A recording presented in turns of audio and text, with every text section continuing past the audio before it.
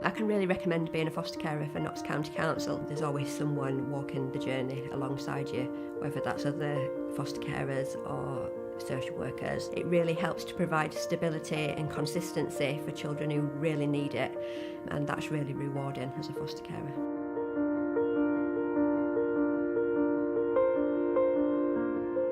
Roger and I have been fostering for 35 years. We do deal with challenges, but to say we've been doing it for 35 years to me proves that it's not impossible.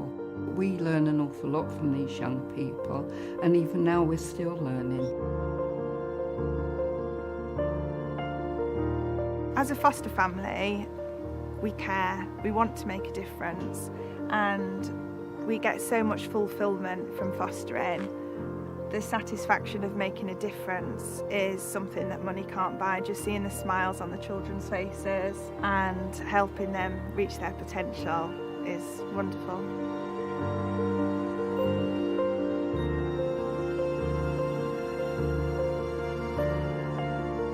We work as family workers within the fostering service for Nottinghamshire County Council. I really enjoy my work. I really enjoy meeting lots of different foster carers. You know, we get to know the families, we get to know the kids, and we care, basically. It's important as it is to them that the kids are getting the support that they need.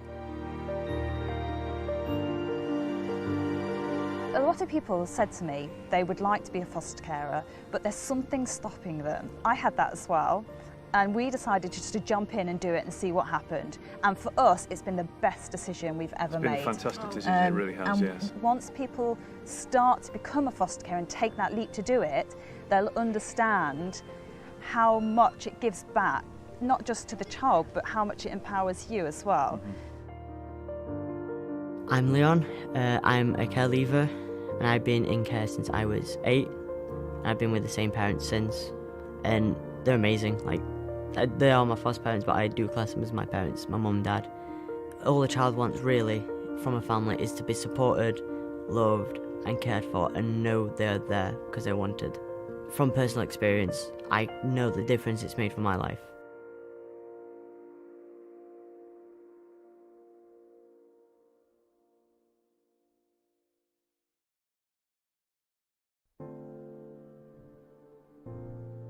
We always say that we foster as a whole family. It's not just us who are the carers, our children are involved in that. And even now, people express concern about the effect on our birth children of foster caring. I think we need to kind of get past that and dispel that myth, because actually the overall effect on our children, I think, is positive. They're learning new skills, they're gaining empathy, they're interacting with children from different backgrounds. For a long time, we didn't make use of support care, and we wanted our child to settle into our placement and not feel pushed out, but it's actually been really helpful for us to start to have support care. We've known Zoe for a number of years, and it's meant that we got to know her foster child. So for her, it's been like coming for a sleepover rather than a feeling she's coming to another family. I got into fostering for Notts County Council, and it was something that I've always wanted to do.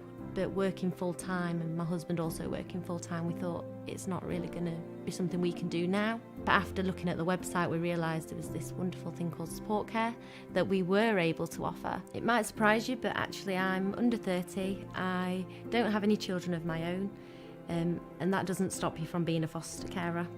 I think some people don't go into foster care because they think it's going to be really costly to have another child living in their house, but actually the fostering allowance is generous enough to cover all the costs of having a child living with you. We have a lot of fun on the weekends when we have foster children in. We get to go to parks, ice skating, children's events, trampoline in parks like I Jump. We get access to the Max card, which is a discount card for foster carers and their children to access different local amenities. Also recently we went on holiday and we were able to use the Max card to get free access to some castles and historical places because it's a national initiative. We chose to go with Notts County Council because of the support care that was offered and the training.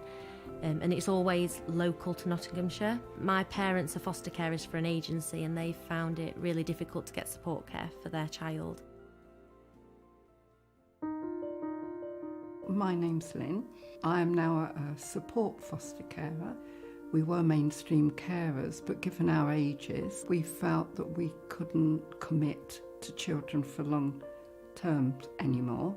We just find it really rewarding, the relationships we build up with these young people, and we feel we're perhaps a bit like grandparents to them. With the children coming here for weekends, this enables their mainstream carers to have a break, and this makes things more secure perhaps for the children to continue there.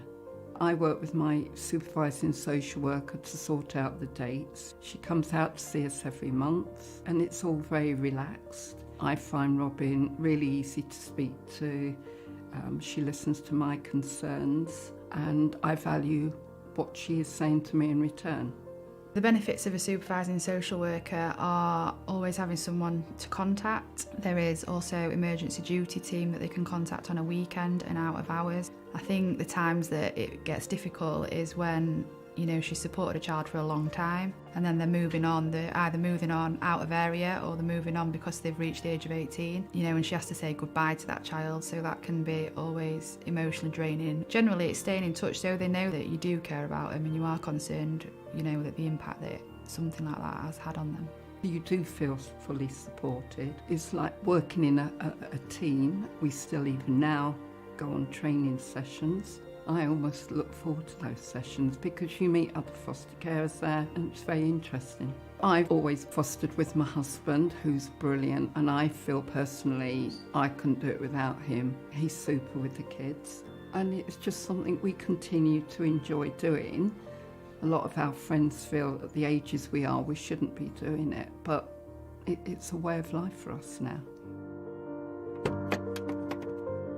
I'm Mark, I'm a foster care dad in the family. I'm the fun dad, if you like. I've tried to be anyway, try to be.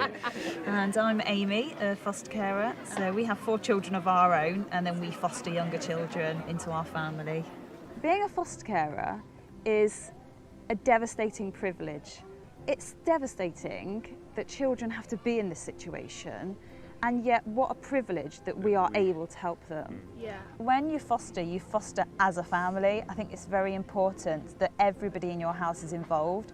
And even though we have 4 children of our own, we don't find that a challenge, we find that quite an easy thing to do. Daniel particularly, he's older and he sees more and he understands more because he's older, and he feels that it's given him an insight as to when he's older and he has his own children. Whenever a placement ends, we always ask them, do you want to do it again? Would you like another child? And it's always yes. And even though we've had the sadness maybe of a child leaving, and they are sad when a child leaves, the positive that we get out of it, they get to see, as we do, the happiness when a child leaves us, and that inspires them as well to want to do it again and again and again, as well as us.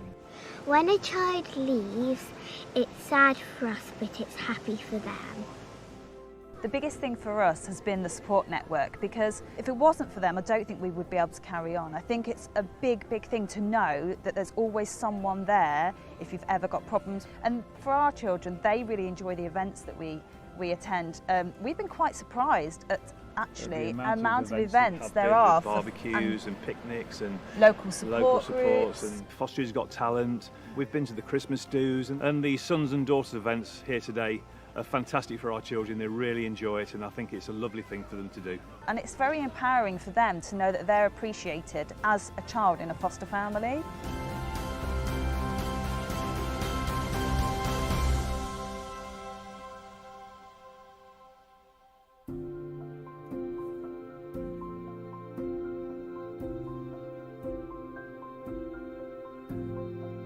We are allocated to new foster carers so that we can give them support and advice before they get their new placement. So we might go out and give them some advice around therapeutic parenting and kind of build up their foster carer toolkit before they begin. Yeah, and we've got an idea of obviously the child who's being placed with them, so that we can tell them some background about that particular child. We find that children that have experienced trauma or have attachment needs are more responsive to therapeutic parenting than your average parenting. So that's very much what we encourage our foster carers to do.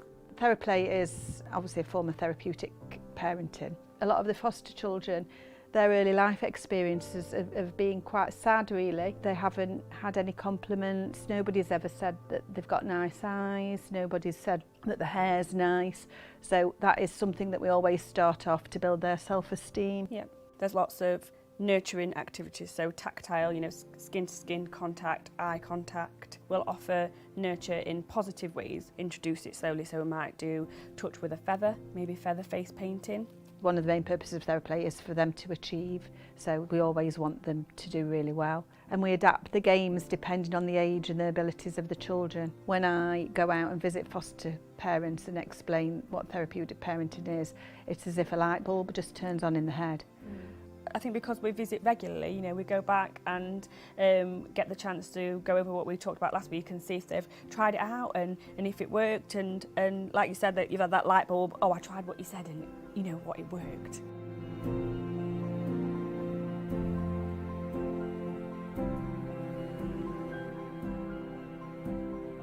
I'm Gemma and this is my husband Paul, and we're both foster carers. I think initially we were a little bit anxious ourselves about going to panel. It sounded quite scary, but it wasn't at all. It was just a really friendly chit chat with a group of people around a table. It was more of a celebration really of us being there and of us, wanting to become foster carers. The County Council offer a fair rate of pay, so we get paid dependent on our level of experience. So after you've done it for a while, then your level of pay will go up based on your experience and level of training that you've done. We've also got a network hub, which is a foster carer support group, and it's just an informal get-together. We feel so valued as a foster carer for Nottinghamshire County Council.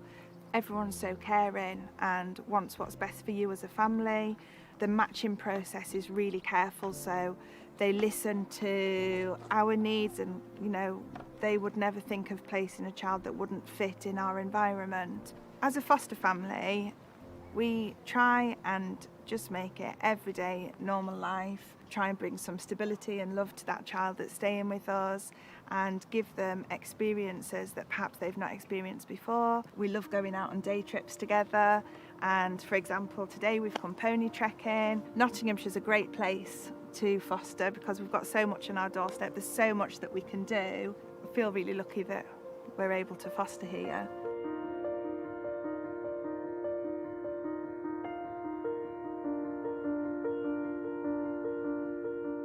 I'm Leon, I'm a care leaver.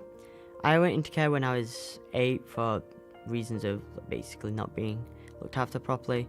So I've been in care for 15 years, long time. I was very, very nervous to start with, very quiet. I used to be very, very withdrawn. My foster parents encouraged me to go to my friend's dance group. At first I was a bit and then so much clicked, and now it's a passion and I really can't imagine my life without it.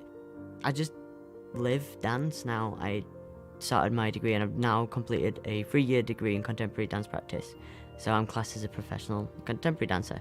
It's made me a different person, made me a better person, I think, and it's made me realise what I can do. Without my foster carers and the fostering service, they've made my life go a completely different way of what it would be if I wasn't in care. For my next plans I've got, which is hopefully moving to Beijing to teach English and teach dance and train over there and just travel, they're so supportive. When I told them about it, they said go for it. My parents said that there's always going to be a room if I need to come back for a little bit or if I come back to visit. I class them as my real parents because they've just, everything they've done for me. There's a lot of children out there who need a second chance at life or just need that extra support that if their parents can't give them. Anyone can do it, and if you feel like you want to but you're unsure, as far as I can say, I'd say give it a go, because from personal experience I know the difference it's made for my life.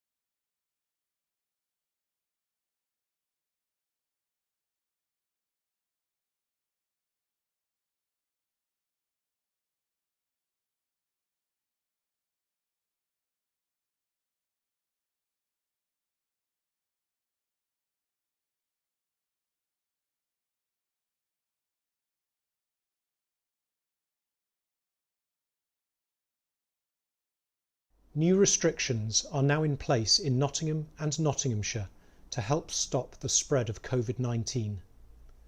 We are now in the high alert level. This means we all have to take extra precautions to keep everyone safe. Being at the high alert level means we must not mix indoors with people from other households. This means no mixing with other households in our homes and in places like pubs.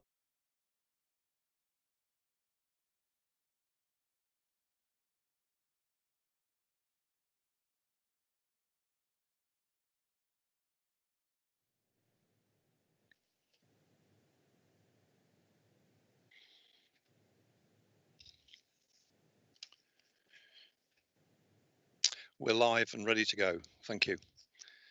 I'd like to welcome you all to this meeting of Communities and Place Committee, which is being held remotely, with the majority of the 11 members joining the meeting from their own homes.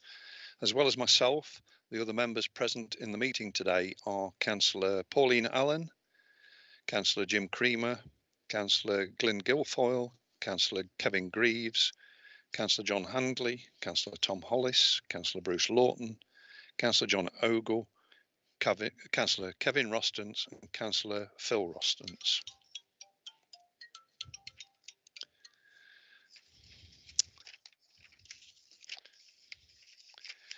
Councillor Gordon Wheeler is also in attendance, and we have the following officers present today: Adrian Smith, Corporate Director of Place; Matthew Neal, Service Director, Investment and Growth; Rob Fisher, Group Manager, Emergency Planning and Registration; Martin Canafin, Contract Manager, Environment and Resources; Mark Walker, Group Manager, Trading Standards and Communities; Gary Wood, Group Manager, Highways and Transport; Doug Coots, Managing Director of VAR East Midlands; and the clerk to the meeting is Noel McMenamin. Other officers may be called upon to provide information during the meeting, and these will be introduced at the appropriate time. This meeting of Communities and Place is being held in line with the new requirements of the Coronavirus Act 2020. Please do bear with us if we experience any technical issues. If we do lose any member from the call temporarily, then officers will seek to assist in getting them reconnected as soon as possible, hopefully without the need to halt proceedings. Officers will inform the meeting if they are unable to rectify the problem and if we need the meeting to be paused or adjourned temporarily. Because there is an unavoidable double numbering in the agenda papers, I would ask members to refer to agenda pack page numbers during discussions. Can I ask you to keep your microphones on mute when not addressing the committee, as this minimises sound distortion on the Teams meeting? Finally, the committee has received an urgent additional report for consideration today on reopening the Community Fund. This will be our first substantive item of business today after consideration of the minutes, apologies and declarations. Thank you. So the first item is the minutes of the last meeting, excuse me, held on October the 1st, 2020. Are we happy that that's a true record of the meeting? Chair, just to say that there's one correction to the minutes, that Kevin Roston substituted for Councillor Vaughan Hopewell at that meeting, and the signed minutes will reflect that. Thank you. Thank you. Thank you. Apart from that, I think everybody's happy with those minutes. Councillor Kevin Rostance, there's a hand up from you. Do you wish to say anything, or is it there by accident? It's there by accident. Okay, we'll move on then. Thank you. Apologies for absence.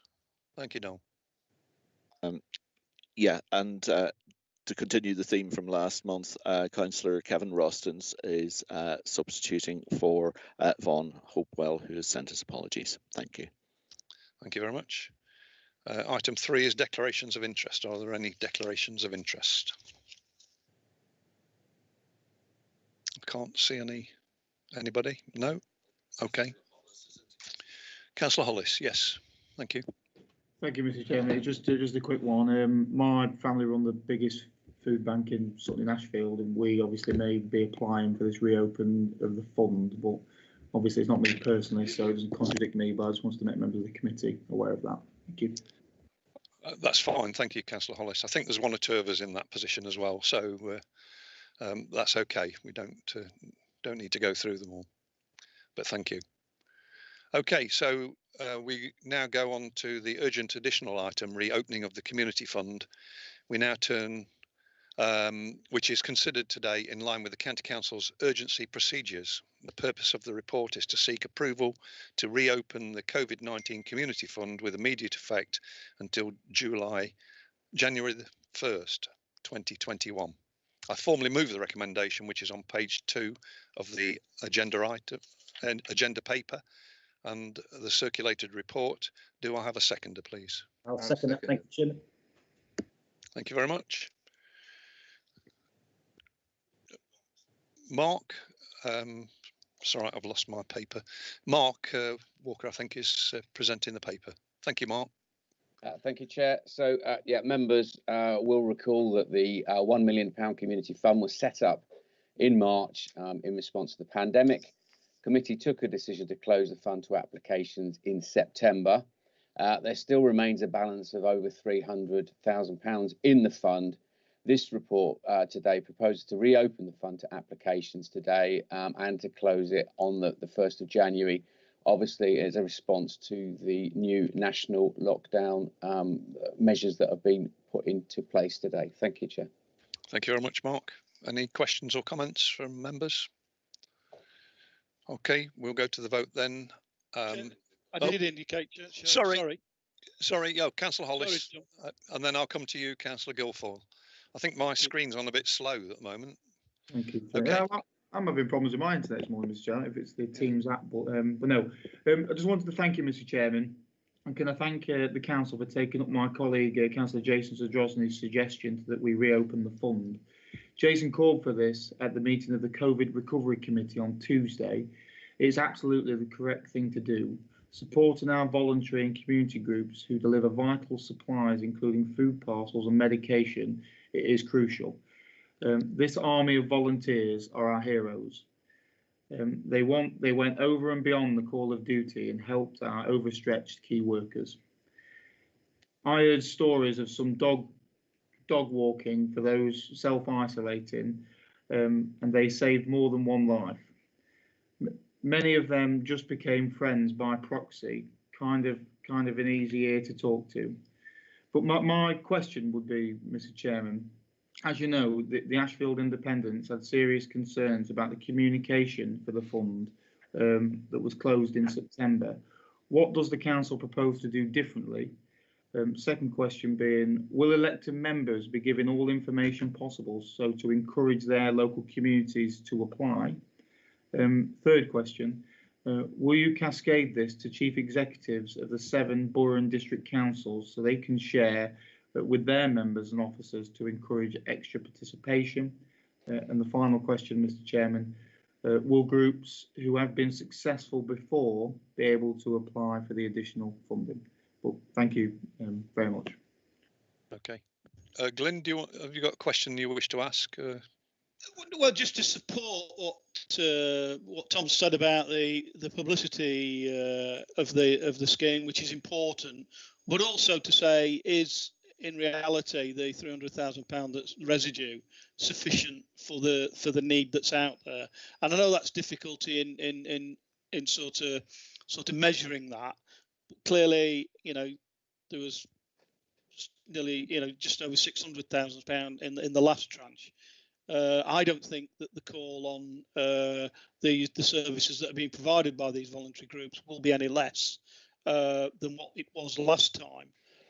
And I will, like you, praise the work that was done by these groups and is still continuing to be done in many cases, because a number of groups have actually used this money to draw down other monies from other organisations. So there's been a double impact in reality on the money that's been released, which is brilliant in that case.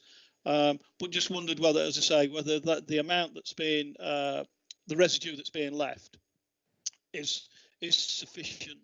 I would presume, John, also the question that I asked you, and I know Bruce raised at the last committee about the members who had spent a lot of their monies on COVID issues.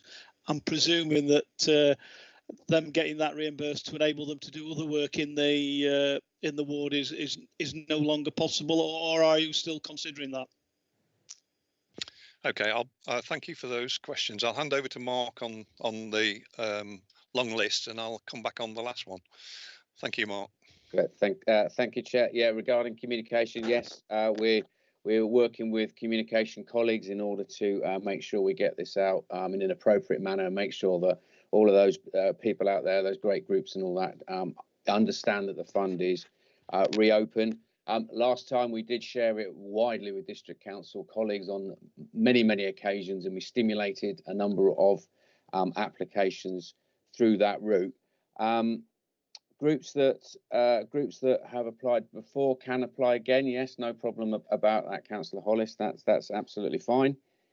Regarding is the 300k sufficient? Well, bearing in mind last time the applications had slowed down considerably, and that was one of the reasons for shutting down the scheme.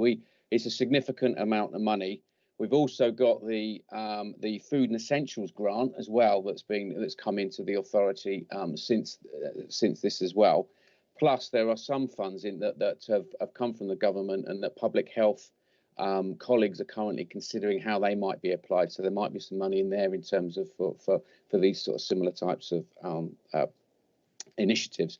So I guess what we will do is we will monitor, and we can see how that goes along, and report back to committee in terms of what the picture looks like, and take a decision as we go forward. Thank you. Thank you, Mark. And on the last thing that you mentioned, Glyn, is I've just cracked on talking to my community yesterday to say the funding is opening again, and get ready to put forward your applications. I have asked about the members' funds. I don't have a clarified answer at this moment in time, and I've just worked on the priority. It's getting the funding out there to those groups, and I would like some funding for other things within my community, but a lot of things have stopped at the moment, and the uptake has been low. But I'm not saying it's not going to be replaced, but I can't say that it will be replaced because of where we are with it, but I'll keep trying. Okay. Thanks for that, Chairman. And I too have sent that email we got yesterday to all the groups that are in my area. They've already got it. Yeah. So yeah. I would presume applications will be coming in this afternoon. Well, it was online yesterday evening, because I was probably heading towards the midnight hour when one of my contacts came back to me and said, the form's online, can I do it now? I said, yeah, get on with it. So I think we're all in the same boat with it, really. But thanks, Mark, for what you've done in a very short space of time to get it moving again. And it's urgently required by our communities out there. So thank you. Any other comments? Okay. I'm presuming that this is going to be a unanimous vote. So any objections? Any abstentions? Thank you. We take it as unanimous. Thank you very much indeed. Thanks to everybody. Right. Item 4 is the emergency planning team staffing establishment. To introduce the report, can I ask Rob Fisher, please? Thank you, Chairman. Yes, Thank you, Rob. Just a few words of background to the report. It is seeking committee approval for an additional 2.4 full-time equivalent posts to be added to the emergency planning team. The reason set out in the report is both in respect of the demands of routine work, but also new burdens that have come to the emergency planning team. The report sets out an overview of the work of the team and sets out the context in relation to the current demands from the COVID emergency, the legislative background to emergency planning, and the sort of topics that the team is planning for and preparing for, including flooding and terrorist-related incidents.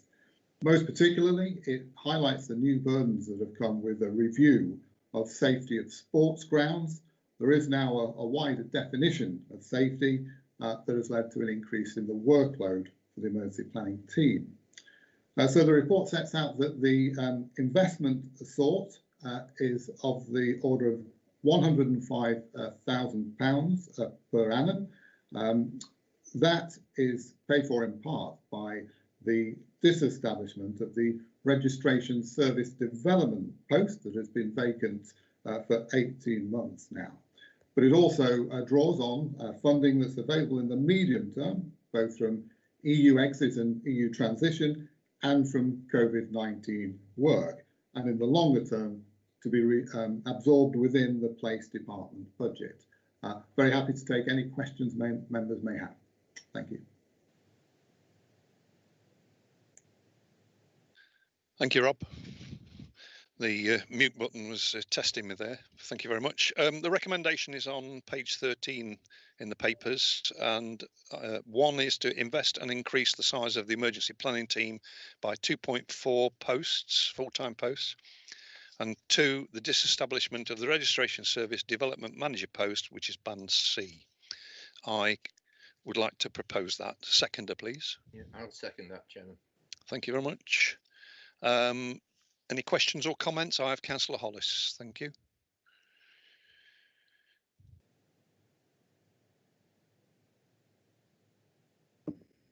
Sorry, Mr. Chairman, struggling to unmute there. But no, firstly, thank you, Mr. Chairman. Thank you, Mr. Fisher. My question really relates to the line in the report that says plan to warn and inform the public regarding emergencies. Can I first say that I'm pleased to back this increase in staff resource for an increasingly important team. The importance of public safety cannot be reiterated enough. The news that the UK's terrorism threat level has been upgraded to from substantial to severe on Tuesday makes this even more crucial. My question is about one line in the report, plan to warn and inform the public regarding emergencies. What does this ultimately mean? Is that a communications plan? If so, how will this work? Is that through press briefings, through adverts? These things cost money, and I can't see this being budgeted for. But thank you, Mr. Chairman. Thank you, Mr. Fisher. Thank you. I'll go back to Rob, and then I'll take Councillor Guilfoyle's question. Thank you, Chairman, and thank you, Councillor Hollis, for the question. The duty to warn and inform the public comes to the county council as our status as a Category 1 organisation under the Civil Contingencies Act. That act applies to other public services too, so it's a collective duty we all have. And it falls on the authority overall as a corporate body. So it isn't the emergency planning team that will be doing the warning and informing, it is Nottinghamshire County Council and our partners. So the costs of doing that, budget for doing that, falls within the wider remit of communications across public bodies. And it is all those vehicles you listed, it is through the media, it's through social media, and through other means to warn people and inform people if there is an emergency.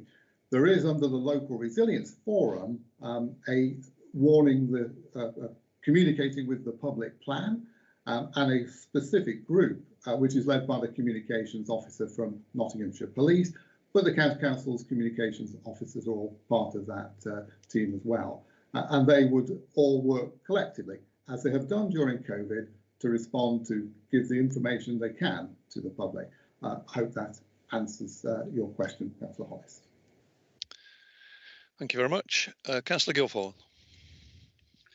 Thanks, Chairman.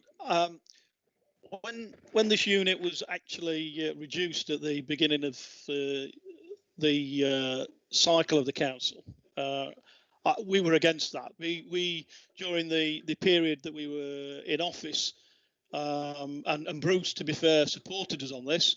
We went before our budget committee and basically defended and kept the emergency planning team as it was, because we knew the need. So I was disappointed when the initial reduction at the beginning of your term of office was done. I'm glad to see that the 2.4 is being put back. What I really want to have some reassurance on is that is sufficient for the job. Clearly, we're getting into the months of flooding. This time last year, 2 days on, much of Bassetlaw was flooded.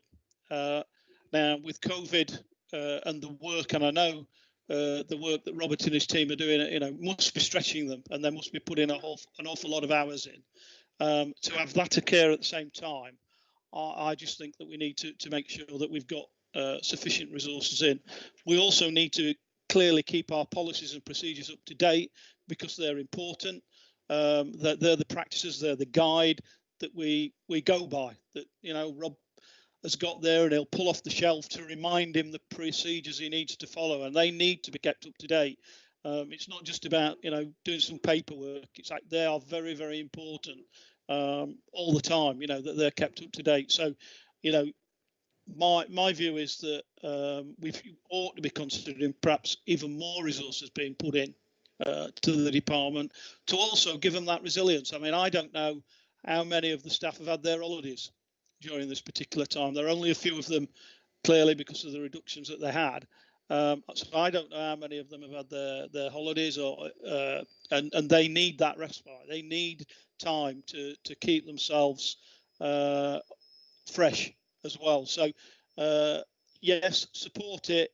Thank the staff for the work that they're doing, but I think we ought to look at putting some more resources in on top of the 2.4 and give them that additional resilience, even if it's only temporarily during this particular period, an additional 1 or 2 staff to enable them to get on top of everything that they're doing.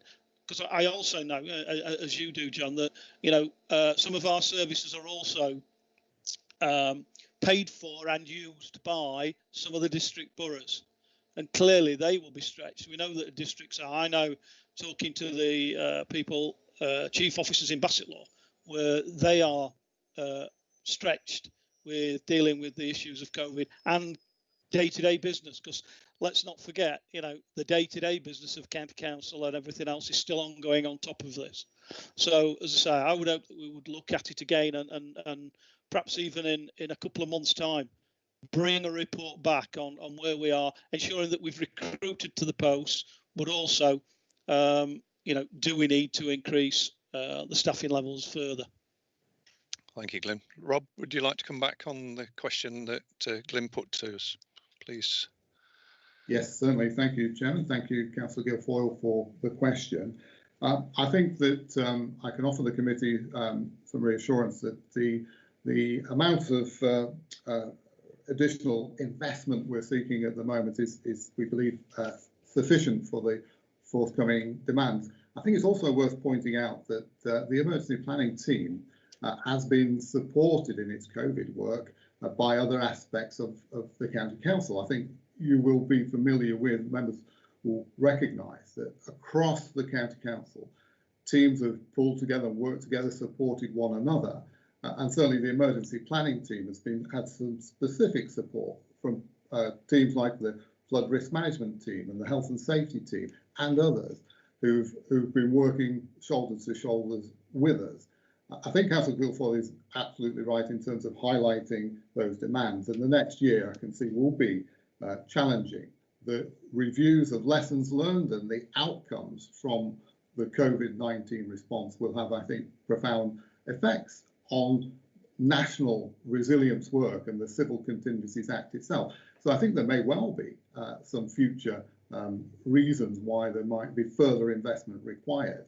But certainly in the meantime, this 2.4 posts increase takes us close to the level that the team was at when it was bringing into place all of the arrangements that we're maintaining now, and was at that time had the accolade of being a beacon authority for emergency planning.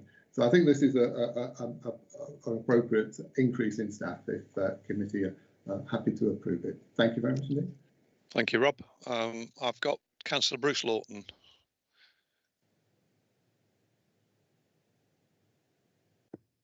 Thank you, Chairman. Switching both video and sound on. Rob, yeah, good. But I think, Glenn, I think we can take confidence really in the fact that Rob is working closely with all the departments, particularly with flooding, and Sue and her team, which weren't in place up until recently, I mean, the last few years. So I think I have confidence in the fact that Rob and his team will be able to deal with any issues that are up and coming. But this is just a word of warning, Rob, really. I don't know whether you're aware that APFA have reported a breakout of H5N8 avian flu on Monday in Kent and on Tuesday in Cheshire. You just need to be aware that it is, and it's quite a virulent strain as well as the pathogen. So just need to be aware that that's up and running in and around the UK. And so just giving you an update, really. Thank you, John. Thank you, Councillor Lawton. You want to come back on that, Rob, or are you okay? No, that's fine. Thank you very much. Thank you very much indeed. Any other members wish to speak? Okay, we'll move over to the vote then, please. And are there any votes against the recommendations? No. Any abstentions? So that's unanimous. Thank you very much. Thank you for that. So item 5 is recommendations from the Highway Drainage Review. I'd like to invite the officer, Martin Canaffin, please, to present the report. Thank you. Thanks, Martin. Thank you, Chair. What I'll do at this point is I'll take control of the screen and I will bring up the report, the presentation which I'm going to give today. Thank you.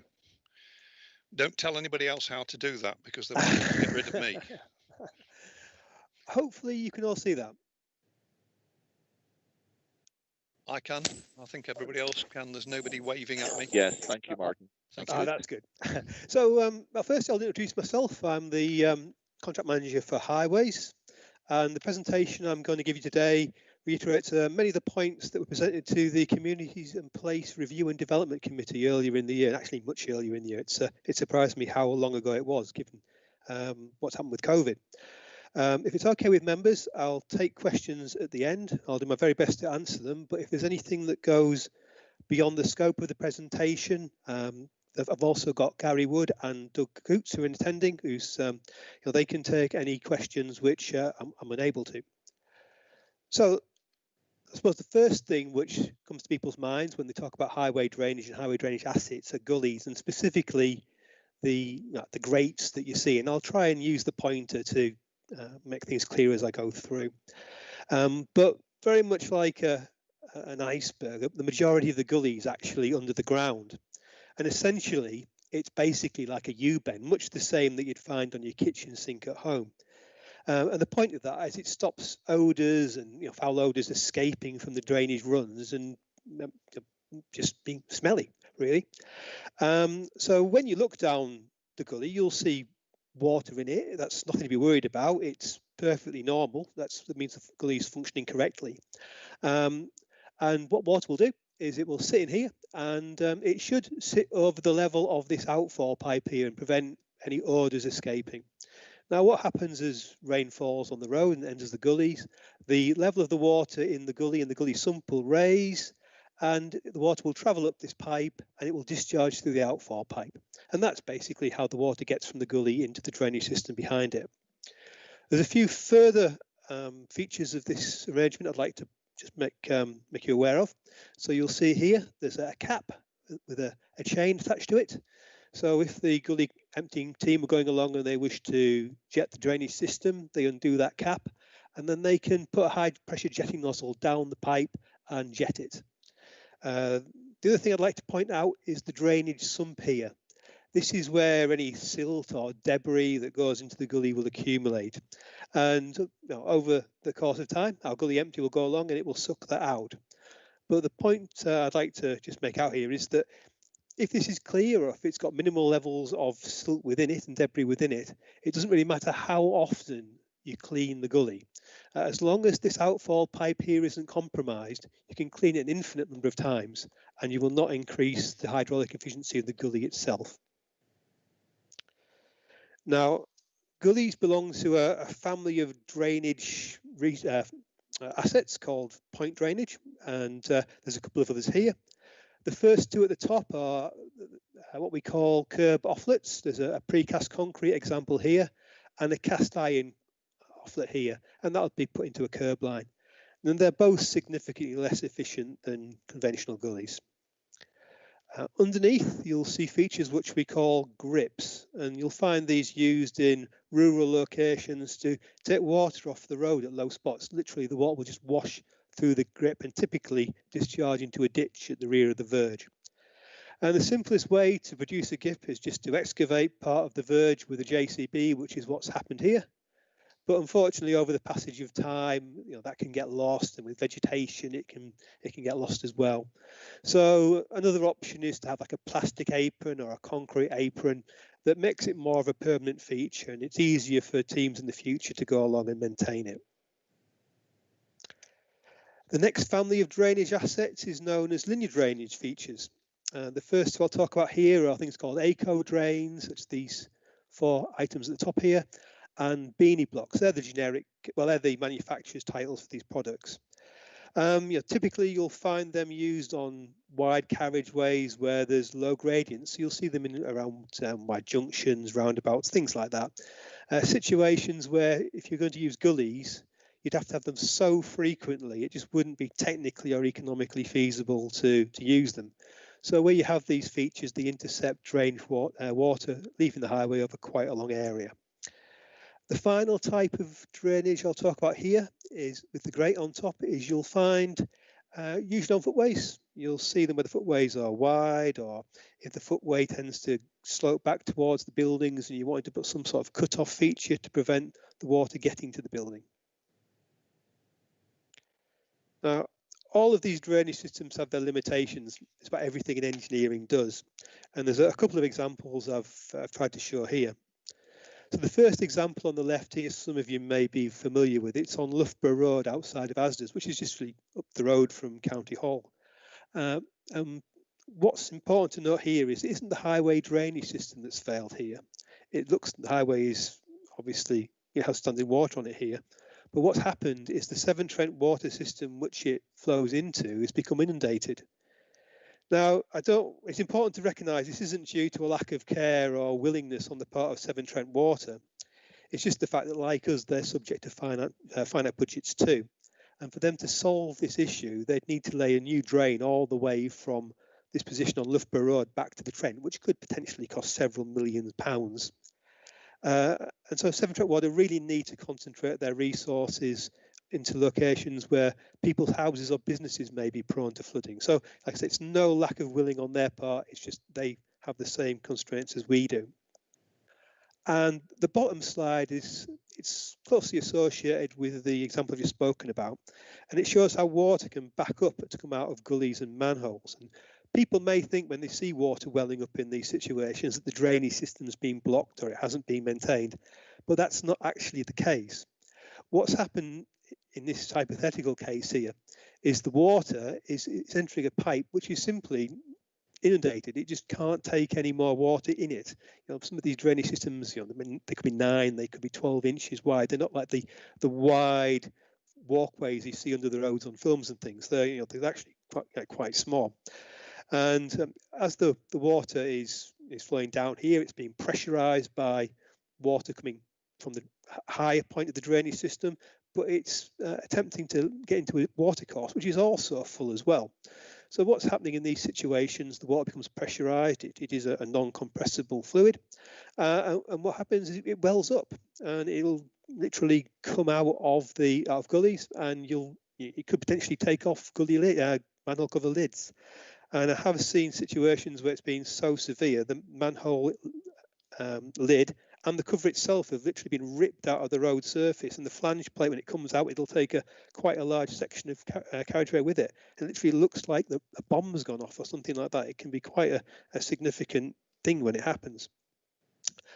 The top slide, this is a section on the A60 which I've walked myself, and what I'm trying to demonstrate here is how roads which were constructed many years ago aren't constructed to the same design standards which we have now. And the frequencies of gullies and other drainage features are much smaller. So when I walk this road, we've got one gully which is immediately behind me, but the next gully you'll see is, well, it's way off down here. So you can see how potentially, with very little drainage features historically, that could be a location that's vulnerable to a strong downpour of rain. And the final failure here I've got is just really to emphasise the fact that everything ultimately fails. Here, given the worst of conditions, this is the Trent. It's in flood at this point. It's broken its banks. It's gone onto what presumably is a footway, and there's a bench there. You can see how deep it is. The bench is almost underneath the water. And you can imagine how any drainage system which discharged into the Trent at that point would inevitably be compromised. There's no way around it. So in an effort to counter the misconceptions that are associated with highway drainage, what VIA are intending to do is producing a number of short videos which will be available online for people to see that explain how highway drainage system works and the operations which are undertaken to maintain them. Now I'll move on to cyclic gully cleansing. Now, first thing about gullies is there's an awful lot of them in Nottinghamshire. There's over 147,000 of them. And since 2013, we've worked with a specialist gully emptying subcontractor called ACL. This is to increase the efficiency of the cyclic gully cleansing works we carried out. And since 2013, we've acquired an awful lot of data. So what ACL can do is they provide a service which electronically logs the date, time, location and the amount of silt which has been emptied from each gully. It can do it to some quite tight tolerances, I think to within a metre really. ACL provide us with this data, and we produce a RAG rating for each road based on the amount of silt that the gullies along it have had within them. So we try to work on a 2-year period, cleansing period where we can. So if we find that in the 2 years that have elapsed that the gullies on the road are only, say, a quarter full, we put that year, we retain it on the gully on its 2-year cycle, because there's no point cleaning it any quicker. We'd just be deploying resources which it's more important to use elsewhere. If the sump if the gullies were fuller, or if the road speeds were over 40 miles an hour, or if the road was high on our hierarchy list, we'd look to clean it more frequently, typically annually. And finally, if gully sumps are particularly prone to silting, or if a location has a history of flooding, or lots of inquiries associated, we'd look to increase the frequency of the gully cleansing even further, so twice a year, or maybe even more if necessary. Now, besides keeping records of the gullies they clean, ACL also keep records of the gullies they're unable to clean because of where there's vehicles or if there's a defect of some description. And VIA do work with ACL in all of this, and where VIA think there's going to be difficulties in accessing gullies, they'll letter drop properties in advance, and they'll put up signs as well, requesting residents not to park over the gully so ACL can access them. Now, if on the day when ACL turn up they can't get to a gully in question, they'll come back twice to try and clean it, but ultimately there may become a situation where ACL simply can't get access to that gully. They'll also record defects such as damaged or jammed lids, or where builders have put concrete down the gully and compromised it. And these things are recorded, they're passed over to VIA in the format you can see there, and VIA put together programs of remedial actions. And finally, on this slide, I'd just like to point out that when ACL do clean a gully, they actually test it to see whether the outfall is blocked. They surcharge it with water to make sure the water runs away. And if it doesn't, they'll attempt to jet the system, and they'll do this for up to 10 minutes. And if at that point, then the gully is remaining slow running or it's remaining blocked, that's probably going to go beyond their capability to fix and it needs some other sort of action. And that will be reported back to VIA, who will undertake some sort of remedial works. So our cyclic gully cleansing, it's recognised as a model of best practice. It's won the IC's Innovation in Highways and Transportation Award. But we do recognise that drainage can be a contentious subject, and we're taking steps to ensure members have a greater visibility of the works that we're undertaking on their behalf. So it's proposed that VIA are going to roll out the members' briefings, which are currently being trialled, to give advance notification to members of all the gully cleansing activities which will take place in their divisions, and also give them details of the gullies which have already been emptied. So these members' briefings, the trial of them began in September, and initially with 8 members from a range of parties who were invited to participate. And the feedback has been good. I've not seen any bad feedback whatsoever. It's all been good. So the intention is to roll these out to a further 8 members very shortly, and then ultimately to all members in the new year. And when you receive the members' briefing, there'll be a pack that'll talk about all of the works that are going to be undertaken. That's not just highway drainage, it'll be works undertaken by the utilities, it'll be other forms of highway maintenance such as grass cutting, patching works, things like the schemes. And you'll also have regular meetings with the VIA's district manager to keep you updated about what's going on. So in addition to the cyclic works which ACL provide, VIA EM also have drainage resources which they deploy. So they have 2 gully emptiers with 5 staff, and they also have a camera. And what they do with these resources is they respond to reactive gully cleansing. So this is where there's been an issue with a gully that's off programme for the cyclic works, or if there's a drainage inquiry that's logged by a member or a member of the public. They also undertake drainage surveys. So if we've got an issue that we've identified and want to find out where drainage runs goes, they'll put a camera down it, and we can retain this information electronically on a highway asset management system and make use it in the future. It's there available for anybody else who goes to that location and wants to do some works. Now, don't worry if you can't read this. I just put this slide up to try and demonstrate that VIA do have a robust system in place for dealing with drainage inquiries, and this forms part of their quality management system. Essentially what happens is that when they receive an inquiry, a highways inspector will undertake a site visit. What they'll do is they'll check to make sure it is actually a highways related problem, and they'll also see if they can resolve it themselves. So there may be things like leaves or some other blockage that's blocking the gully grate, and it may be possible for them to resolve that themselves. But if they can't, they'll refer it through to one of VIA's Danish champions, who will look at the inspector's report and the history of the site and decide what to do next with it. It may be that we can escalate a particular gully up into the cyclic maintenance programme, or it may mean that we need to do some remedial works like undertaking a drainage investigation or some other works which you'll see on the next slide. So typically there's 3 sorts of failures which our teams get called out to. There's starting from the left, there's a situation where a gully's simply just been blocked because the pipe has become inundated with silt. It's managed to get into the system one way or another, even though the gullies are trapped. So in this sort of situation, we'd use a high pressure jetting hose and literally just blast the silt out of the way and get the system running again. In the middle here, you'll see a system that's been compromised by roots. High trees, they love highway drains. There's water in them and moisture. They're drawn to them, and they can affect the hydraulic efficiency of the pipe, and ultimately can block it entirely.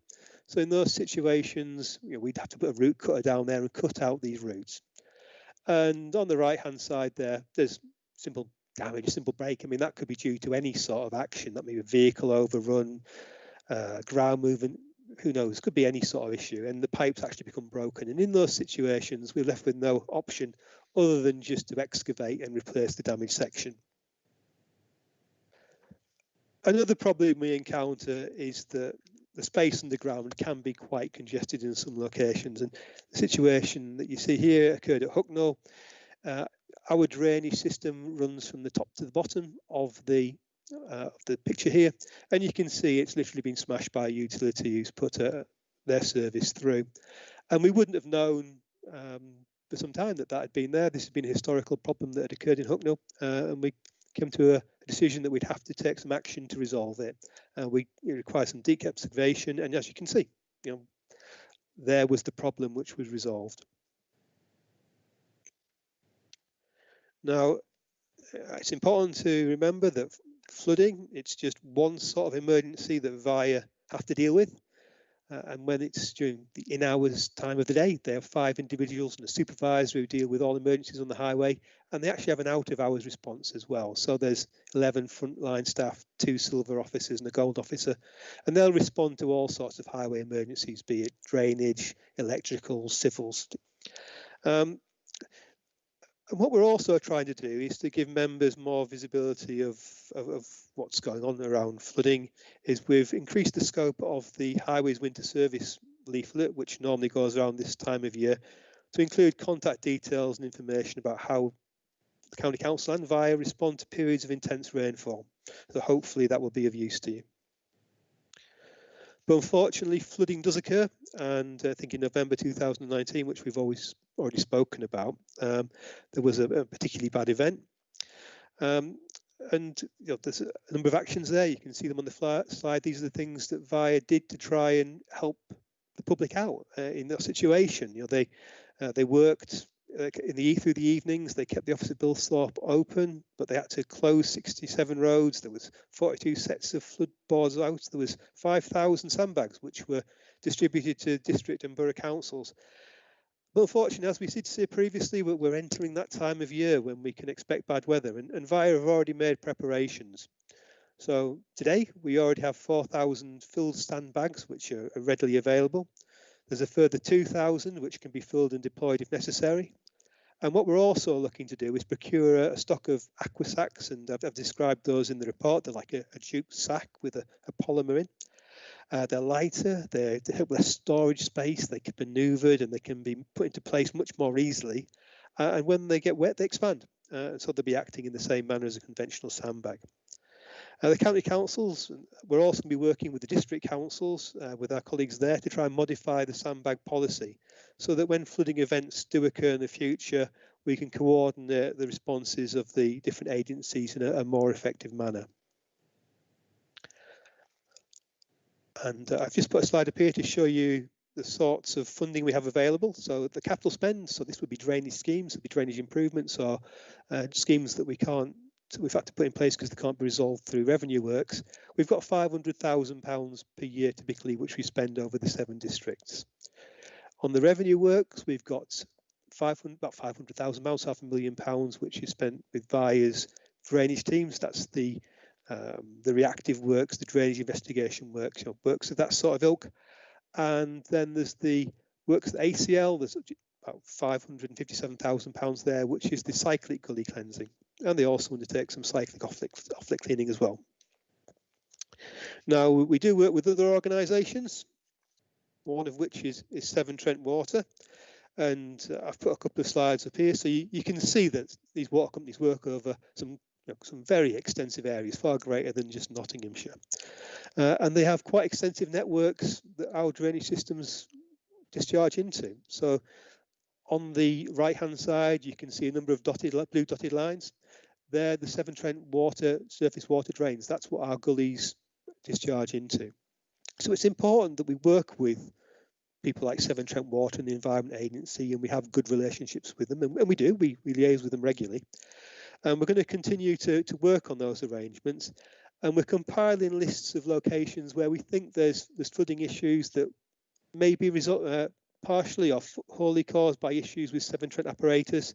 And we'll work with them to try and find potential remedial actions. The other partner that we also work with is in the Environment Agency here. They maintain rivers and the flood risks associated with them. And ultimately, highway water enters their rivers, and I suppose unless it evaporates or goes into the soil, it ultimately runs out to sea. And there's a slide here of some quite extensive works that the Environment Agency carried out at West Stockworth to try and cope with the tidal flooding.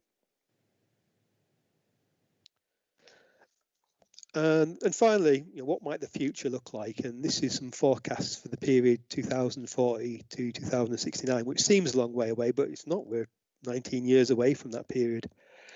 This is a graph that was taken from a report by the National Infrastructure Commission, who advised central government.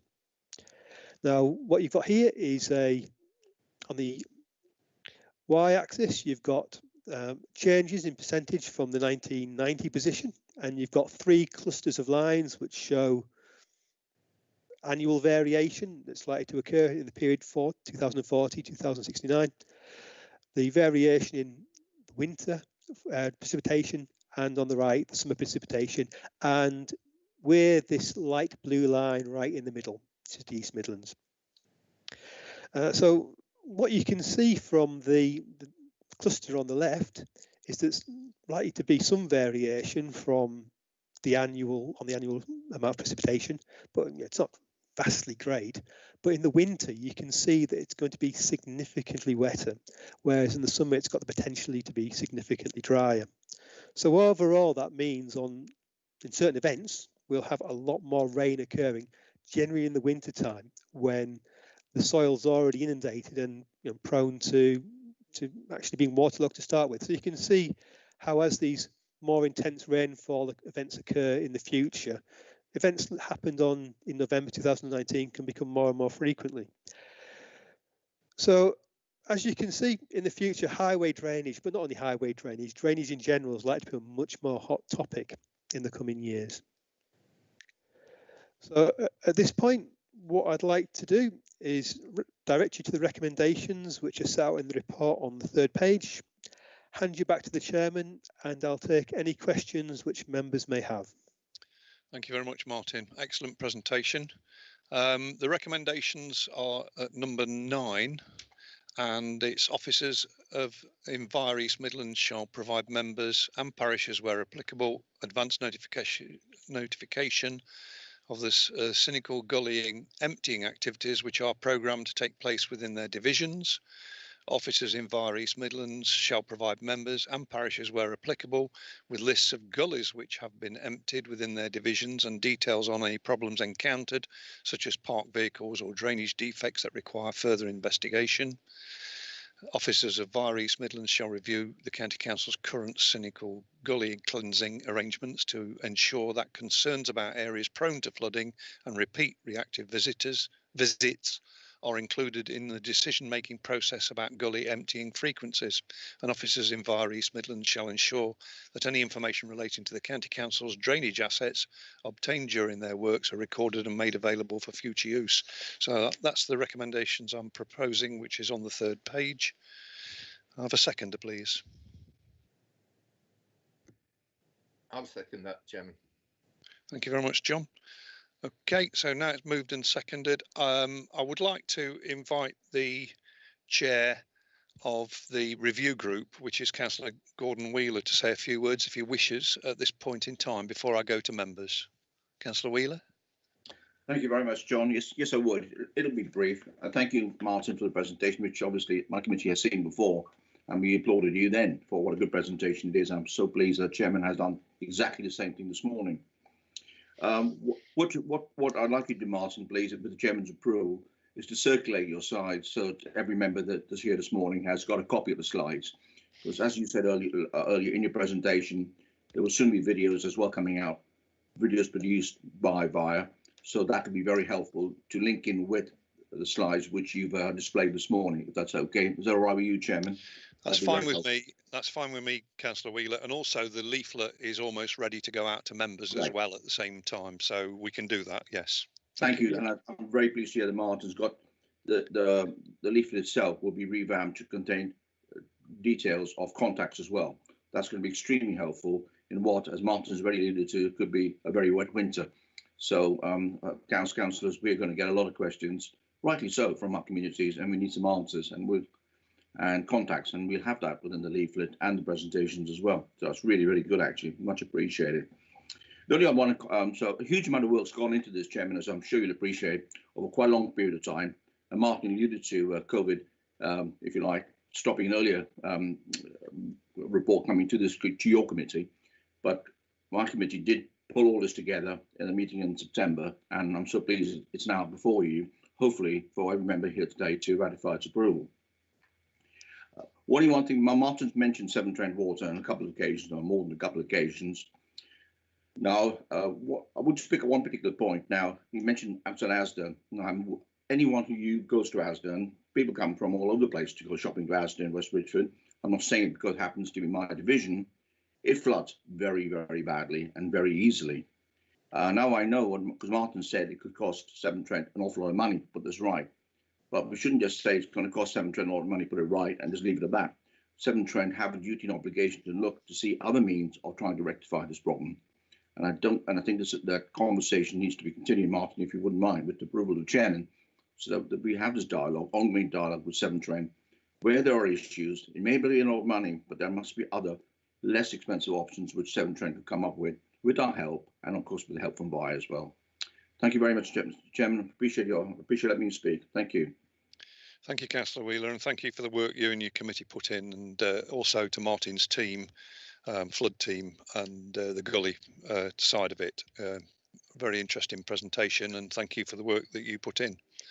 So I'll open it up to councillors, and I've got Councillor Glyn Guilfoyle as the first speaker, please. Thank you. Councillor Guilfoyle. Thank you, Chairman. Very good presentation, Martin. Thank you very much.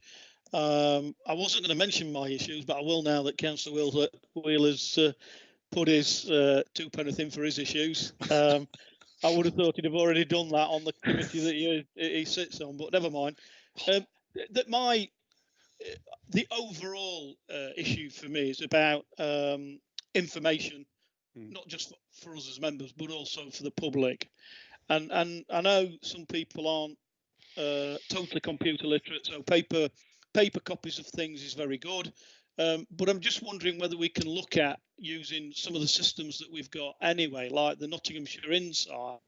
If members have ever gone on that, you can actually see all the lampposts plotted and various other things on that, and whether the inspection regime and the what works have been done can be put on that, so that people can actually see it and probably even see the date, so that they know, oh, that gully is going to be cleaned on such and such a day, and that actually it might change from a red to it's going to be cleaned to green, it has been done, you know, so that we can look online and have an up-to-date system. In particular, as is said, you know, the teams that are doing the gullies are using technology to sort of update their records. Why can't we get that linked in to give us that up-to-date thing?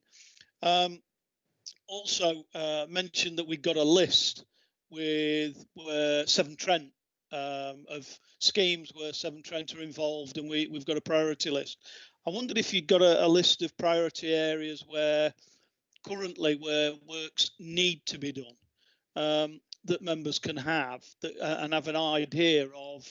Clearly, the resources that you pointed out, but probably I think it totals $1 million plus that is spent right across the board, about $1.5 million, I think 500 on each column. So where that is spent, and I just wondered what list, because in particular I've got a site, and I know Gary Wood will know the site as well, on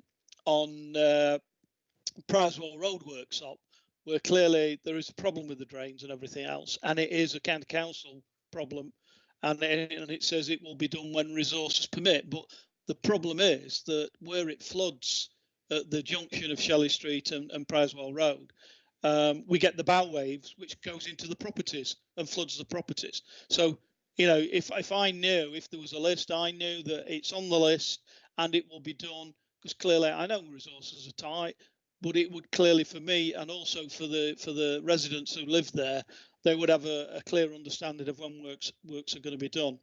The other issue I'd highlight as well, and it was funny, your slides reminded me of it, because actually the slide, the one that said emergencies, was a picture of Kilton Hill workshop and the bridge, and it floods regularly. And yes, we have to block the road off. It's a major road within Worksop. It's one of the major roads that leads up to the hospital for emergency vehicles. It's also one of the main roads for the fire service to get out of town from Worksop to get out to Blythe and the other areas. It's their main route. It gets blocked regularly, and I wonder what is the solution for that? You know, because clearly it's happening on a regular basis. And have we come up with a solution? But is it such a costly resource, similar to one in Gordon's area, where he's saying, you know, you're talking millions to resolve that problem? Is that a similar problem? I'd like to know that. And then the other bit about where you talked about preparations for flooding in general. I'm glad you're looking at the issue regarding the aquasacs. I've seen the use of aquasacs in my area, and clearly the thing about that is that they can be deployed because of the lightness. They can be deployed very quickly and are easy to handle, and you're not going to break your back like you do when you're carrying sandbags about. And also, particularly for people, elderly people, they're absolutely ideal because you can literally lift them with one hand and drop them down.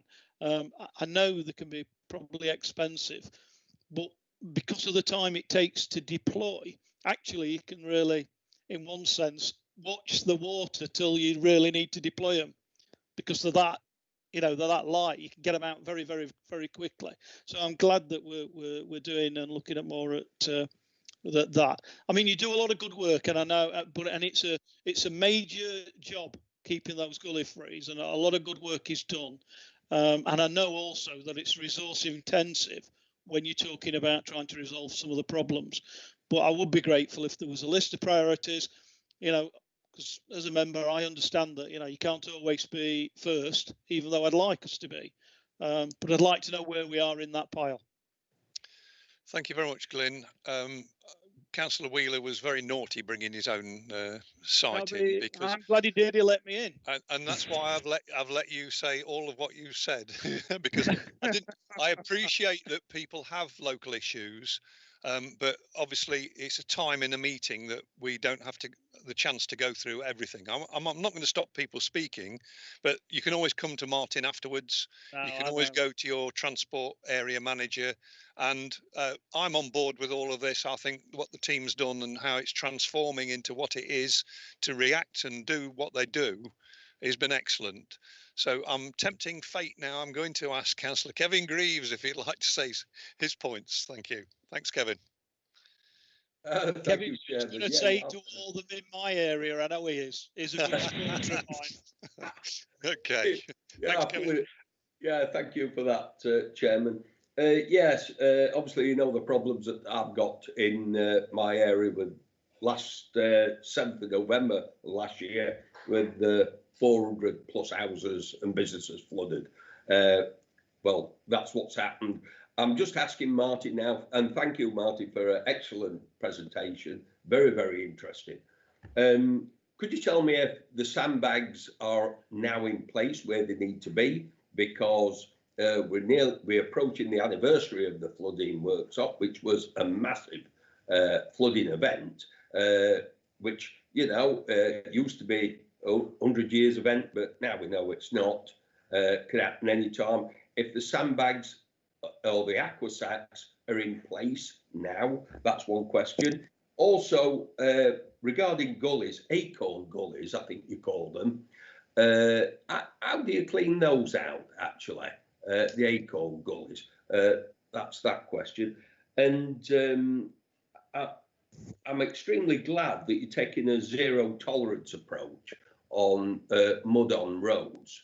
But I always thought we did, but I may be wrong, but I always thought we did take zero tolerance on that. You don't mention farms on here and runoff, the runoff off of farmers' fields. That's not mentioned. I mean, on the A619 in my ward, it's a terrible problem with runoff off of fields onto this major road, which is an absolute major road to the M1 from Worksop. Now, the soil and the sand that's running off that field is absolutely horrendous. And, are we approaching farmers with this? It's their responsibility. And should we be approaching farmers on that?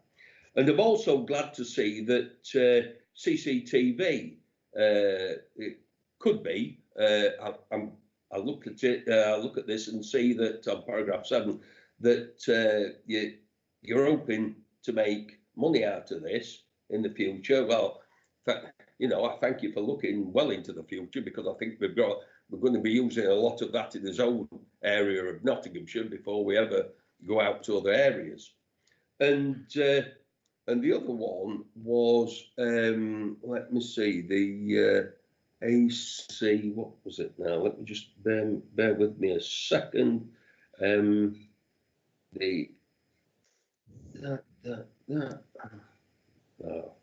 Lost it. The gully cleaning subcontractor, ACL subcontractor. Isn't it time that we had something like that ourselves, that we took in house and use it ourselves? That, and we could make money out of that, definitely for other areas. And has there been any thought of privatising that or bringing that back in house to his own fire to be able to do and to contract out ourselves to other areas? Thank you, Chairman. Thank you, Kevin. Sorry for going on a bit. That's okay. You did lose me, and some people could say that's an advantage to the committee meeting, but I am back on now. Martin, do you want to come back on some of the points that are made, and then I'm going to go to Councillor Creamer after that? Yes, certainly. So thank you very much for the question, Councillor Greaves. So Aquasacs, they're not yet in place. We will be looking to increase our stores of them, but we've at the present, our stores are full of conventional sandbags. So what we do need to do is run down part of the store then to make room for the Aquasacs to go into. So there's a finite amount of space to put these things in. My understanding of it is the sandbags are currently in the highway depots, and I think we also have some in the resilient stores. What I can do is I'll make those inquiries and I shall get back to you about that matter and let you know for certain on that. Regarding the ACOs, the only real way to clean those is to use a high pressure jetting nozzle, pretty much the same as you'd use on any drainage run. But as you say, you can get the spray coming out of the ACO drain itself as the water spews out through the holes. So you probably need to put something like a plank or some sort of board in place to prevent the water coming out. And where we've done it in the past, what we've tended to do is have a lane closure. So if the water does end up coming out and bringing grip with it, it doesn't then hit any cars that are passing.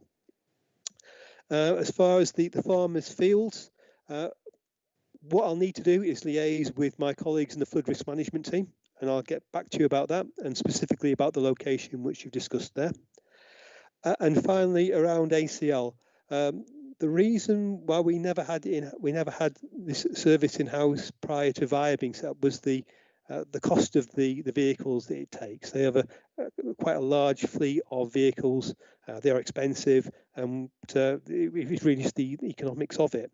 I can't really comment on what VIA are looking to do in the future with ACL. I can make inquiries around that and get back to you. Is that satisfactory?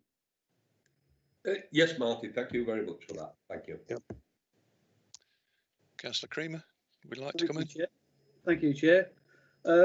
Just a couple of short questions, but before I ask the questions, congratulations and thanks. I don't often have to use the emergency service, but a couple of weeks ago with flooding on Westdale Lane, they inspected it within an hour or so and actually cleared it within a couple of hours after that. So very quick and very efficient. So thanks for that.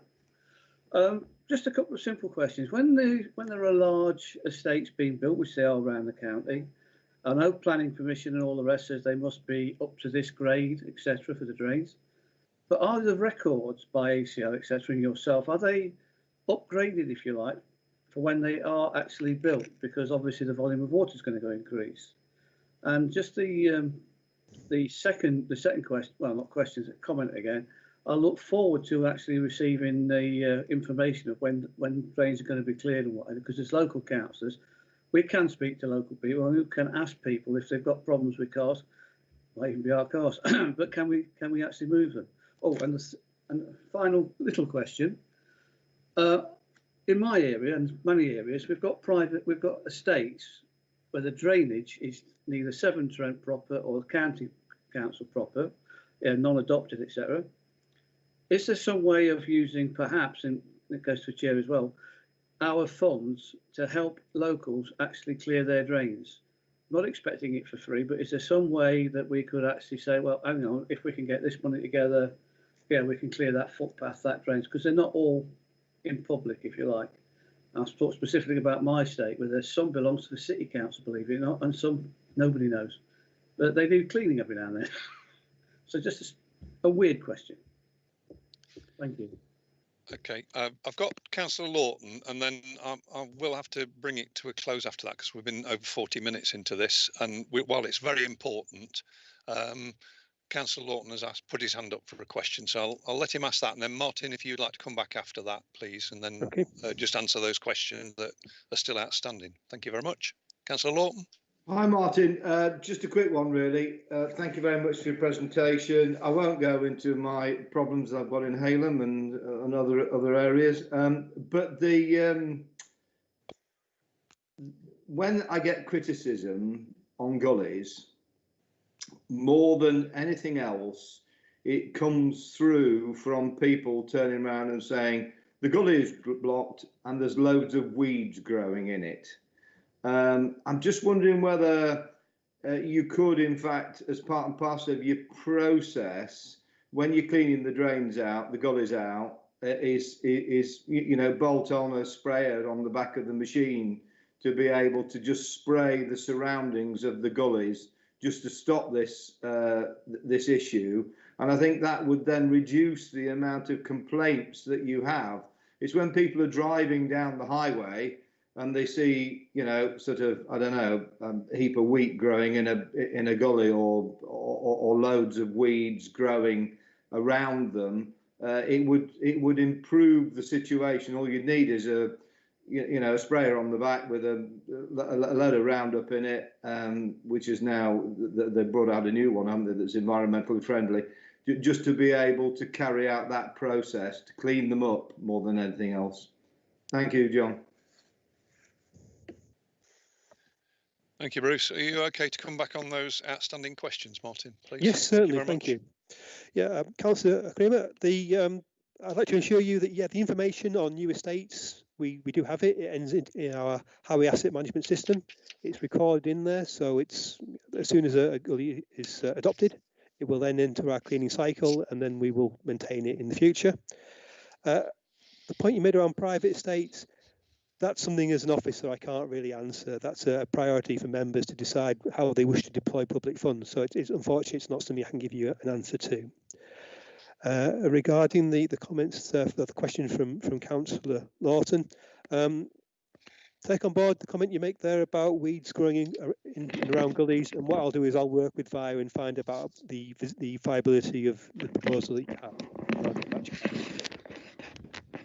Does that answer both of your questions? Good, thank you. Martin, I'll have a written response to mine if that's possible, Chairman. Certainly. That's fine. I'm sure that's okay. Thank you, Martin. Thank you very much for the presentation as well. Much appreciated. So we will go to the vote then, please, on the recommendations. Anybody against the recommendation? Any abstentions? Okay, thank you. I can't see any hands up for either of those. No, thank you. So that's unanimous. Thank you very much. Item 6 is the Local Improvement Scheme Fund for 2020-2021, and I'd like to ask Mark Walker to present the paper, please. Thank you, Mark. Thank you, Chair. Yep. So this is the delayed report regarding the 2021 Liz Capital Fund Awards.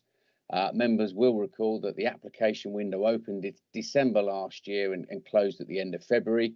Normally, we'd have brought this report to the committee sort of in late spring. COVID duties has meant delaying this year's scheme.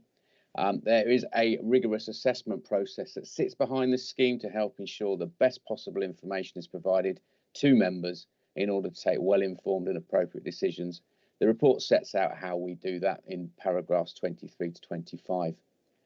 Appendix 1 sets out 70 applications that have been recommended to committee for funding, totalling 432,000. Due to COVID, it is proposed that successful applicants from today's decisions are given until December 2021 to complete the projects. Thank you, Chair.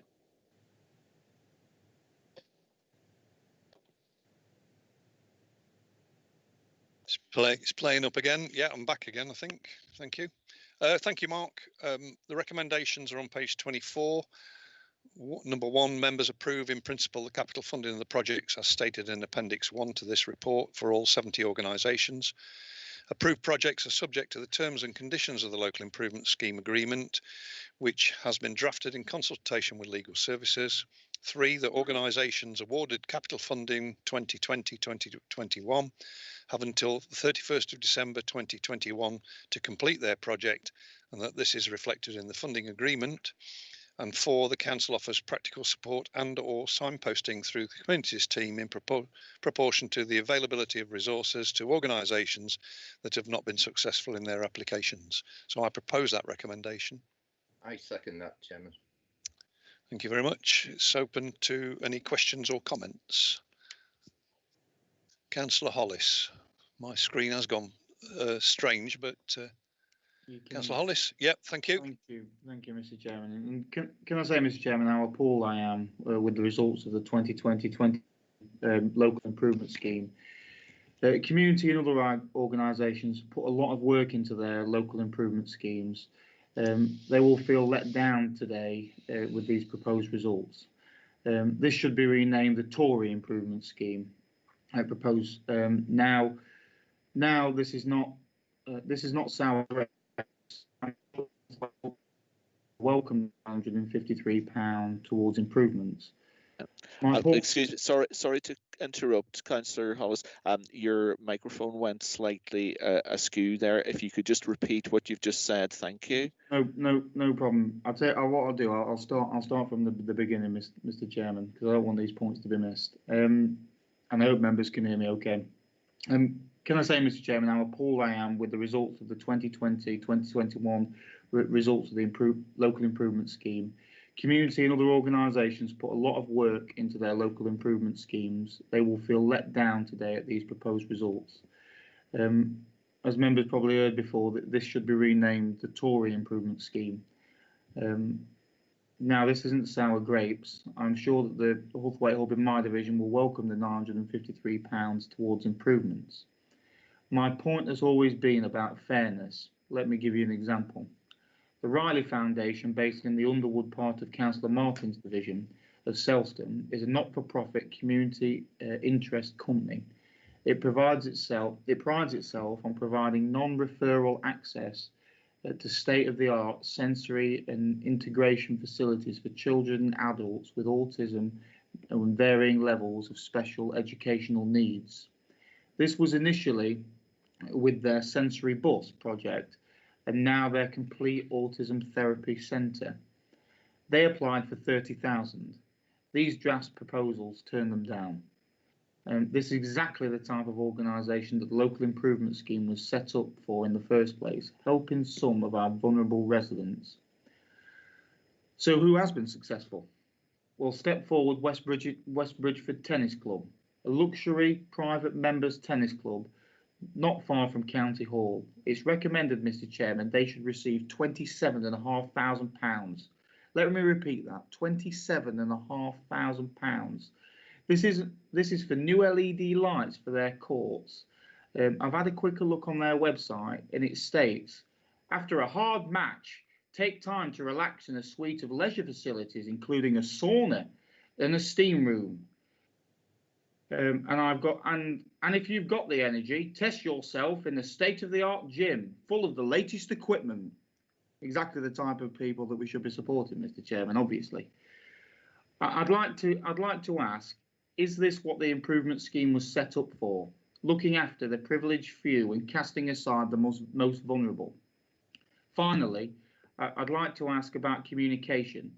Is it right that this council chose not to inform proposed applicants, despite publicising the successful applications in these publicly available documents? This report has the sentence, 70 successful applicants recommended in principle, totalling up to £432,054. I'm sickened by the fact that you would use principle. There are absolutely no principles in these pro-Tory, pro-wealthy decisions. Thank you, Mr. Chairman. Thank you, Councillor Hollis. Councillor Guilfoyle. Thank you, Chairman. Chairman, I know we've asked this on some of the other bids, on the other community bids, and I think it does help a little bit of transparency. Is if we could actually see a list of all the bids that are submitted, that we can have copies of those, so that we can look right across everybody, all the bids. That would also, not just from a point of being transparent, it would also give us an indication of the need, and whether what we need to do is think about the exact amounts that we're putting out there, whether we could need to increase the size of the LAS pot in reality as well. And I think also, the issue, I mean, I think the tennis club, I know not to, but I believe that was probably last year or a year before. Was that not one that got a substantial grant at that particular time as well? So I suppose in one sense, it would be interesting to see over the last few years what clubs have been able to access funds. And I know some are better at writing bids than others. And I think that needs to be took into account, because particularly if you're going to get one club that it does seem, people say it's a private members club, I don't know. It does seem if they've had a number of bites at a cherry over the last few years, but that's because they're very able at filling in the forms. And I think that's something that we need to look at, and I think we've said that in the past, is about assisting people to be able to make applications on these capital bids. So for me, from my point of view, is can we have those lists, and to save me putting in a freedom of information bid, and make it a bit more transparent? We ought to have that, because, as I say, it gives us that clear example of what the need is out there, what type of bids are coming in, and where where the bids are coming from. Because I know last time we pinpointed that Ashfield and Mansfield areas on the other bids, not particular on this, but were a little bit either didn't submit bids or didn't, for whatever reason, we're unaware of it. And I think it also gives us that opportunity to target where we're missing out, where areas are missing out on opportunities. Thank you, Glenn. Going to Councillor Kevin Greaves, please. Thank you, Chairman. Yeah, just to reiterate Glenn's point, could we have a list of the ones that's also been refused? So the ones that's had the bid, and also the refusals. Is that possible to have that? Thank you, Chairman. It is possible to have that, and I won't answer all the questions, but just hold on a second. Yeah, I'm going to ask Councillor John Handley, who has dealt with the LIS this year, put a lot of work in with Mark and his team, to come back first, and then I'm going to ask Mark if he would want to sweep up anything else that John hasn't covered. So, Councillor Handley, please. Thank you, Chairman. And as far as the lists are concerned, I don't have a problem with that. Obviously, it's important that people see what the bids were. In terms of the quality of the bids, in fairness to the communities team, they put in a tremendous amount of time supporting the bids, speaking to people, helping them with their bids.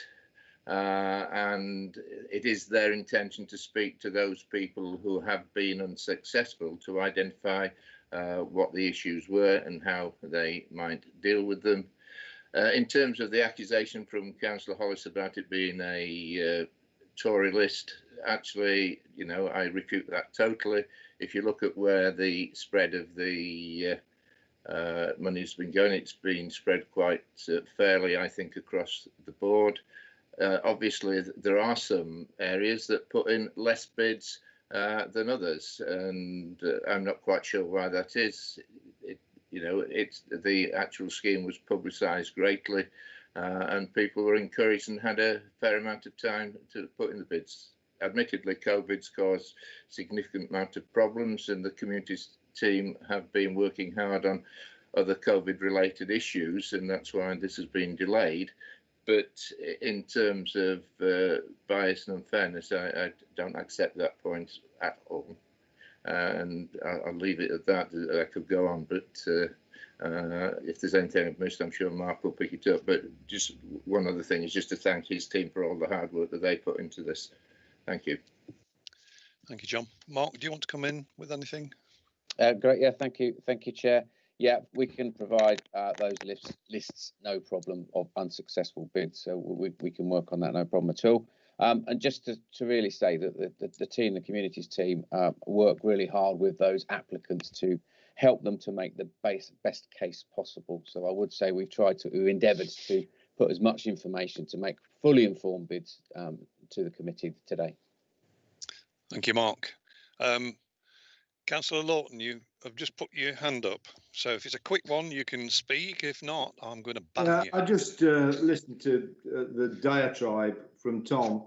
The fact of the matter is that the bids are assessed on a series of criteria by the officers with no political interference whatsoever. They are then equally spread across the whole of the county in a above board, clear, free from political influence manner. And to be suggested what Tom has suggested, quite frankly, is crass, stupid and nonsensical. Thank you very much, Mr. Chairman.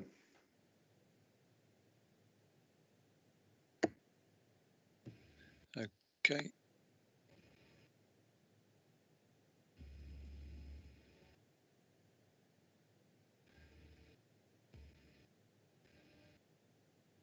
Mr. Chairman, you're on mute, I believe. It keeps switching itself off. Probably the operator. John, I've got a hand up. Or is that... Yeah. Just one important thing I forgot to mention is one of the important criteria this year that was taken into account was the amount of match funding that was available, because obviously one of the problems that organisations have in terms of raising money, match funding is very difficult to attract. So it was something that was taken into account. Okay, thank you very much. Just checking I'm still on. Yep. Okay, so we'll move to the vote then. Anybody voting against the recommendations? I'll be voting against, Mr. Chairman. Okay. I don't really respect being called stupid either, but I'll keep that comments to myself for now. Thank you, Councillor Hollis. Any abstentions? So I take it the rest are in approval of the recommendations. Thank you very much. Okay, item 7 is pavement parking options for change. It's a consultation document. Gary Wood, would you please present the paper? Thank you.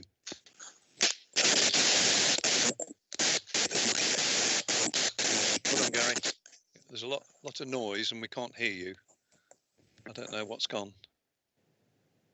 He has had some problems with his microphone over the last day or so. Have we lost him? It's okay. Gary drops out and then comes back in. Okay. Give him a second.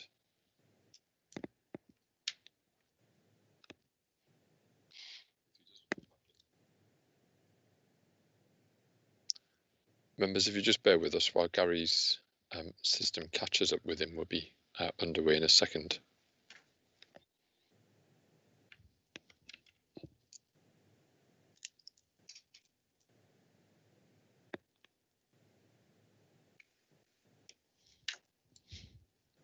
I'm back in the meeting if that's of use to. Yes, please. We waited for you, Gary. Yeah. We didn't want you to miss out.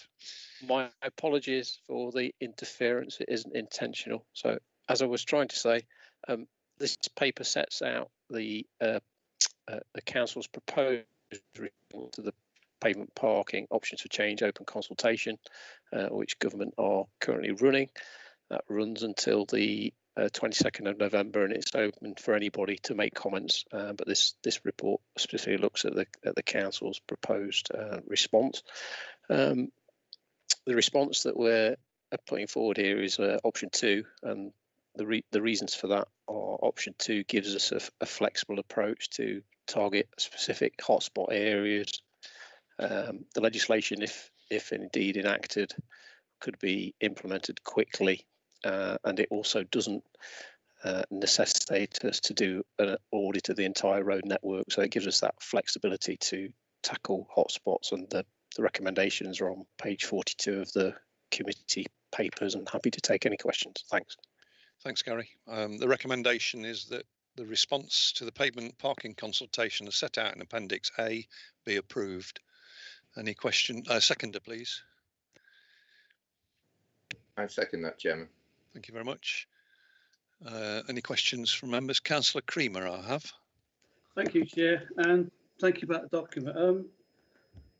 I actually have many problems, without going into any specifics, many problems in my area. It's a total, Carlton West is a total urban area, and we have both ends of the scale. People who don't park on the pavement causing a blockage on the road because the roads are so narrow you couldn't get an ambulance or fire engine through. And at the other end, inconsiderate parking. So yes, I agree with item 2. I have to say, and it's not you, Chair, it's not the council, but it seems to be a very rushed document coming from the government. It's an extremely important item, and it should have, in my personal opinion, given far much more time and more publicity towards the public, because it's going to need selling. Everybody, most people have got a car, not everybody. And you will actually get both sides of the argument come forward. I personally support it because I'm fed up with reporting inconsiderate parking. The police won't do anything at all unless they see somebody walk onto the road. So you can see that people can't get past, but they won't enforce it because they haven't seen anybody. Well, we could actually change that. So I actually look forward to that. And the only criticism is no criticism of the council, but it does seem a rushed document. We should have had more time on it. I think it's a very important one, and it would actually protect our staff as well. But of course, we are going to get some negative feedback from it, which is why I think we need to work together as a whole council. So yes, I'll be supporting the document, but I just wish we had more time to discuss it fully. Thank you, Chair. Yeah, I've got the same comments as you, Jim, because it is a short period of time to get the response back. And I have the same issues as I think every member has. But I'll go through all the speakers, Gary, and then come back to you at the end of that, if that's okay. Councillor Guilfoyle.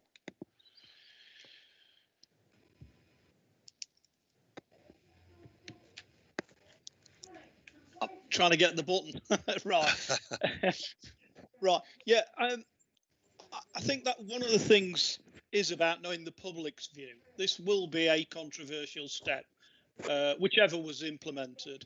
And I just wondered whether we had any views from the public. I noticed that it was put on the website, and clearly I wondered if we got a list of what they think towards it, and whether that steered us down the route of number 2 from officers, other than the fact that obviously that means that we don't have to spend somewhere in the region of 670,000 doing a survey across the county. Also, there's no mention about the enforcement and the resources needed to do that, because clearly that's, will be a sizable job to do. I have reticence on the enforcement side relating to the decision around what is and is not an obstruction. And clearly that, I know it's mentioned within the report, that that's a very, very grey area, and would put the officers who are enforcing this probably in some confrontational issues. And I know that it's a confrontational job anyway, but I think if that's not clearly defined, basically what is and what isn't an obstruction, then I think we're going to have some problems there. And also, clearly, the deregulation side I appreciate, because we all try to get police to come round in particular areas to deal with it, and I don't blame them. Not, that they've got other what they see as more serious issues to deal with. Sometimes it's a neighbour problem, and sometimes it's just the fact that in this day and age, the public have more than one car. You know, public these days, you know, both husband and wife and children all have vehicles, and that causes a particular problem for parking. The other issue is about, and I think it's an issue that does cause us a problem, is the cost of drop curbs. A lot more people would park on their own land if they could afford to pay for a drop curb. And in this day and age, you're talking somewhere in the region on average, I think anything from £1,500 to £2,000 for a drop curb to be done, which in some cases is out of a general public's, you know, pocket. So again, I just wondered whether things around that have been looked at. We are going to support this, and Kevin will come on that. We are going to support it, but I think it's inherent with difficulties, and I don't envy the enforcement officers unless there's some clarity around what is and what isn't a clear obstruction. Thanks, Glenn. I've got Councillor Hollis, then Councillor Greaves, then Councillor Lawton. Thank you. No, thank you, Mr. Chairman. I'd just like to thank members for the comments so far. It's been quite an interesting discussion. But apart from potholes and flooding issues, pavement parking is one of the main complaints I receive. The laissez-faire attitude by authorities to tackle this nightmare frustrates residents, certainly residents in my division. This is especially true of parents with prams and pushchairs and residents in mobility scooters and wheelchairs, as well as the visually impaired. We've all heard the horror stories of parents having to go onto busy roads because they couldn't go down the pavement. An elderly resident, Christine, in Sutton-in-Ashfield, uses a heavy-duty mobility scooter. She told me earlier this year that she feels as though she puts her life at risk on a daily basis just to visit her grandchildren. That's why the government's decision on changing the law on pavement parking is so welcome. Now, I appreciate that in many areas, pavement parking is unavoidable. Many of our terrace streets were simply not built for the amount of cars that now sit on them. They have no choice but to exercise their common sense. What I'm talking about is the selfish drivers who simply block our pavements with impunity, vans that thinks it's acceptable to just rock up and block the pavement. This, in my view, option one is not the answer. To rely on improvements to the existing TRO system, I'll tell you why. It simply won't be adequately enforced and is a halfway house, Mr. Chairman. I'm in favour of option two, to allow local authorities with civil parking enforcement powers to enforce against unnecessary obstruction of the pavement, as outlined in this document. We know better than the central government, so by transferring extra powers to deal with hotspots is definitely a welcome step. Option two would also give us more power to use penalty charge notices for unnecessarily blocking our pavements. We are dealing with the selfish few I referred to. Option two could also be brought in more quickly, meaning that Christine will be able to visit her grandchildren safely. My only caveat, Mr. Chairman, would be a frustration in the lack of enforcement. It is one thing having localised rules against pavement parking, it's another thing actually having wardens on the ground to enforce them. So my question, Mr. Chairman, is if option two is brought into law, what resources will we put in to make sure it is A, enforced, and B, becomes a clear deterrent for those few who block our pavements unnecessarily? Well, thank you in advance for the answers to those questions, Mr. Chairman. Thank you. Thank you. Councillor Greaves. Thank you, Chairman. Much what I was going to say has been said anyway. But yeah, I mean, the pavements are becoming just like the highways now. I mean, we have mobility scooters, we have bikes, we have dustbins that litter the pavement. And so they are getting a very, very busy area. I think enforcement is going to be, I agree with Glenn, is going to be fraught with problems with the public.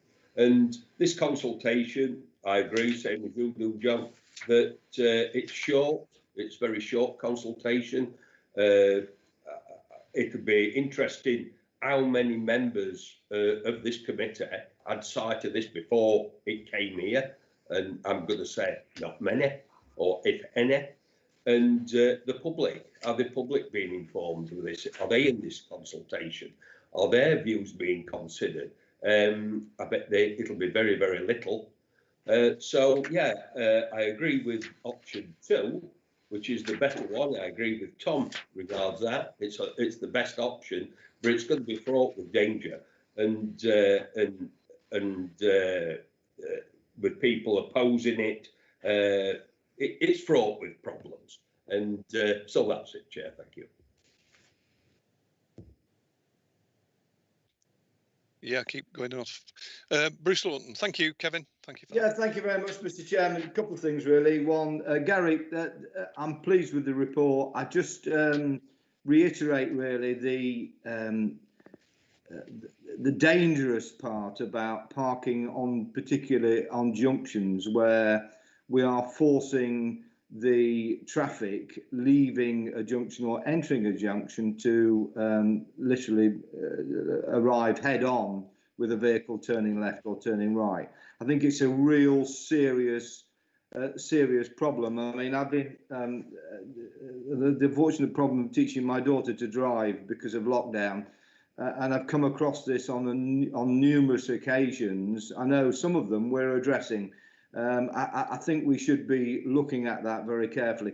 I think the other thing is it's a bit like it may well be possible to give the responsibility of dealing with some of these issues to the local councils, parish councils, etc., by creating orders that will allow them to do that. The other gripe I have as well is really one of people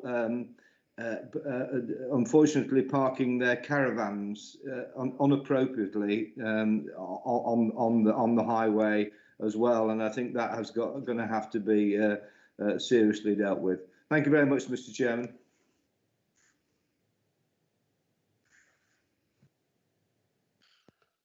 Apologies, members. John's just having a little trouble with his ICT, so if you bear with us, we'll get him back online, and then I think he was about to move. Yes, sorry, Gary, while we wait for John to come back online, would you like to respond to any of those points? And then we can move on.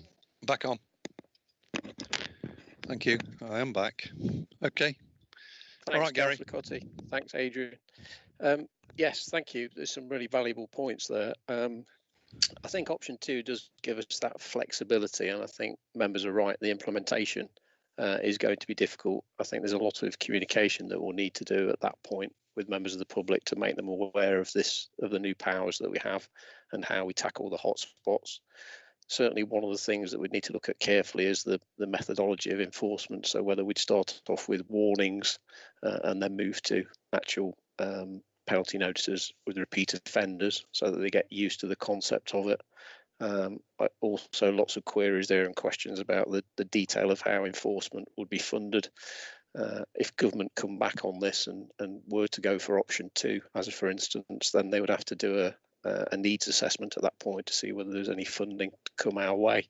But otherwise we'd be looking to keep it within the envelope of it being self-financing, which is the way that civil parking enforcement generally works at the moment. So I think in summary, it will give us the flexibility, and I absolutely agree that it will need some really careful communication.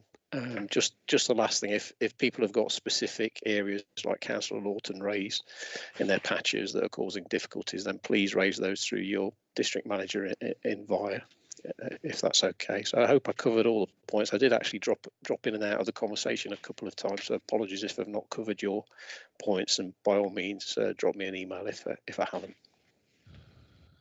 There's a couple of hands gone up. If you want to be quick with a comment, that's fine. But I want to move on. Councillor Hollis, you've got a hand up. Yeah, just to say, really, I agree with Councillor Lawton. I think one thing I probably missed with my comments was the people that do come round when they do park immediately on the corner, and often these areas do have the double yellow lines already, actually, as Gary will be aware. And I think to use a particular example so I can reference my point, we've had a new co-op put in Alfreton Road in my division. Yellow lines were installed as part of the planning application, but because it's away from the town centre, they aren't really enforced. And I know with hopefully some of these extra enforcement things that might come with potentially with taking up option 2, obviously if we can use some of this extra resource to police those, frankly, I think it'd be very welcomed by the sounds of it, residents in my division as well as Councillor Lawton's division particularly, and all members. So, but no, that's only comments to add extra to what I've said before. Thank Chairman, you. thank you.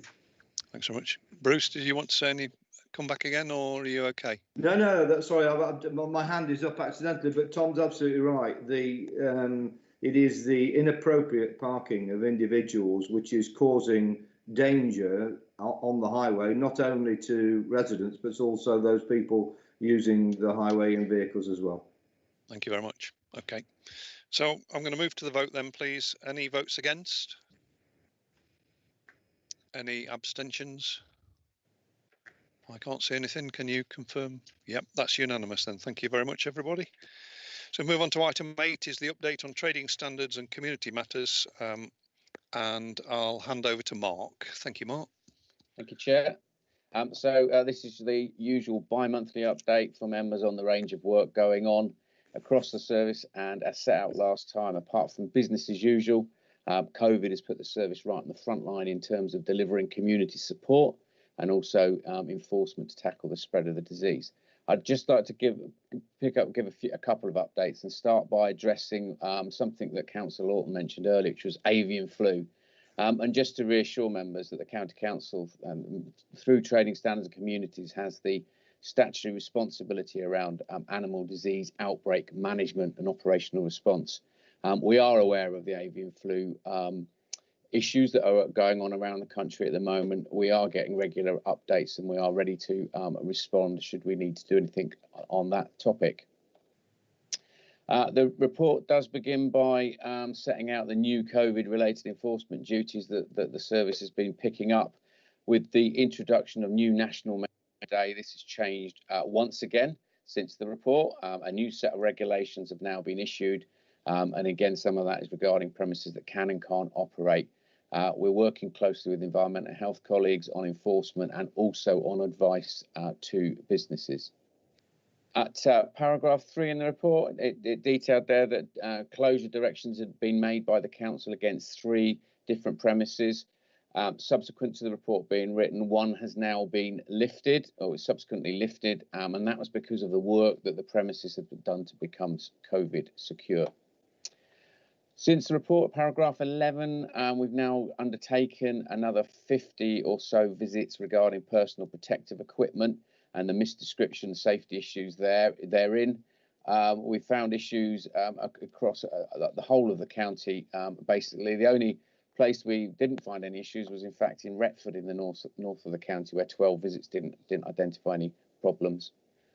Of course, today is fireworks. It's fireworks day, so bonfire night. And at paragraph 14, I can update to say that we've done just under 40 inspections this year across the county, targeted on the high, medium, and new premises, high-risk premises.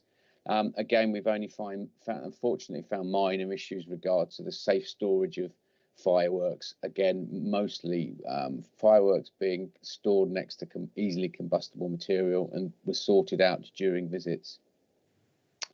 Paragraph 46, Local Authority Emergency Assistance Fund. Again, we spoke about this earlier, but just to update the committee that there's now 291,000 of expenditure has been approved on 25 projects so far. There's a further circa 300,000 of applications currently going through the process. At paragraph 58, we reference the work that the service is doing to support the community support hub volunteers. We have been in a fortunate position with the hub in terms of having enough volunteer capacity within existing groups and with those volunteers to meet demand over the summer period. We have been working to keep those volunteers engaged and ready for upturn in needs. The new national restrictions, of course, have come in today, may well mean we have to pull on those volunteers. So we keep talking to them to make sure they're ready to support the work of the County Council, the Local Resilience Forum, and those new duties we've picked up today to support the clinically extremely vulnerable and vulnerable people more generally. And the final update, I just wanted to talk very briefly about marking the armistice, of course. And just to update members in terms of Remembrance Sunday, due to the new national measures, the government have issued revised guidance in terms of conducting services in a secure, COVID-secure manner. We have shared that guidance with all parish district councils and via the Local Resilience Forum as well. There's two primary remembrance events that will happen on Sunday. They're invite only. One is at the St Mary's in Nottingham City and one is at Southwell Minster. The St Mary's service will be broadcast live on Notts TV. I also know that there'll be a number of local outdoor events held by district and parishes on Sunday. And finally, on Wednesday, which is Armistice Day itself, there'll be a wreath laying service at Victoria Embankment, and the chair of the County Council is attending on the County Council's behalf. Thank you, Chair. Thank you very much, Mark. I'm trying to remember. Oh yeah, the recommendation is to consider the updates given and the highlights.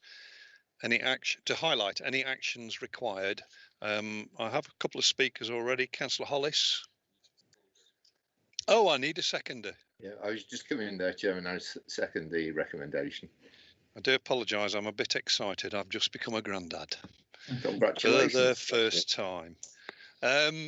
Councillor Hollis, thank you. Well, firstly, Mr. Chair, I wasn't aware of that, so congratulations on that. I hope you'll be called into many granddad duties now, I suppose. But wish you the best for that one. Yeah, I'm too young for it, really, Tom. But I know what you're saying. Yeah, for youngest granddad in Nottinghamshire Ward, Councillor. But no, just to read comments to the report. So thank you. It's really a thank you. I'd just like to thank Trading Standards for their assistance in visiting 9 premises in Ashfield District to check on the sale of PPE and hand sanitizing equipment, particularly. Face masks and coverings are becoming increasingly part of our daily lives. That's why it's crucial that the face masks and coverings we buy are fit for purpose. And I'd like to ask all traders to be vigilant about what they buy. The 9 traders visited in Ashfield bought the product in good faith. And government advice to traders is to avoid sellers out of the EU, as there is no guarantee of their safety. Selling mislabeled masks could cost lives, and I'm pleased that Trading Standards have acted decisively within the Ashfield district particularly. It's horrifying to think that Ashfield residents could have purchased face masks in the assumed knowledge that they were safe. It's great to see proactive stance from Trading Standards, and frankly, their actions could have saved lives. So really just a big thank you from us at the Ashfield Independents for that. Thank you. Thank you, Tom. I've got Councillor Greaves next, please. I'll come back to you at the end, Mark, if that's okay. Thank you, Chair. I agree with Tom. The sale of unsuitable face coverings. I mean, there's a big chain of super drugs. In fact, there's one in my area in the town centre, which have been accused of the sale of unsuitable face covering below standard. So if that could be looked into. But what we're finding now in this lockdown is the increasing phone scams that are happening to people in this lockdown area where, nobody's able to go out, and you're getting lots and lots of phone scams at the moment. I wonder how Trading Standards could deal with that. I know it's a very, very difficult one. It must be. But if any leaflets could go out to residents, informing them to be very aware of the phone scams that are happening. And there's the usual ones, but seems to be increasingly Amazon. There's a lot of scams with Amazon at the moment. And I wonder if we're able to do anything about that, Mark. Thank you, Chair. Thank you, Councillor Greaves. Councillor Lawton, and then I've got Councillor Guilfoyle. Thank you. Yeah, thank you very much. Just a quick one, Mark. The reason, I'm sorry, I would have brought it up at this one, really, didn't I? Because I know it's your responsibility. But the and the rationale behind it is because recently, obviously, with COVID and, for example, TB, we know these diseases, both bacterial and viral, they jump species. And it is absolutely essential that we keep a tight rein on any possible outbreak of avian flu. In fact, avian flu has been known to cross species into human population. So we need to make sure that we are well on top of this one. It is in inverted commas, it is a top priority for your department. And that's my rationale with giving you a nudge, really. So thank you very much for your update. Thanks, Bruce. Councillor Guilfoyle. Thank you, Chairman. Yeah, a couple of things going down. First one, the income update. Obviously, you predict the target is 729k, and you're forecasting an end of year return of 541k, a difference of nearly, some 300,000. Was any of the budget or work that you were going to do predicated on the income? In other words, does that mean that we've sort of allocated staffing resources and whatever that would have paid for, and now that in reality is not coming in, which can cause a problem? The other one on sale of fireworks, which is always a bone of contention. We've had fireworks going off in Worksop area for the last month, if not longer, and only grows as you get up to bonfire night and then continues after.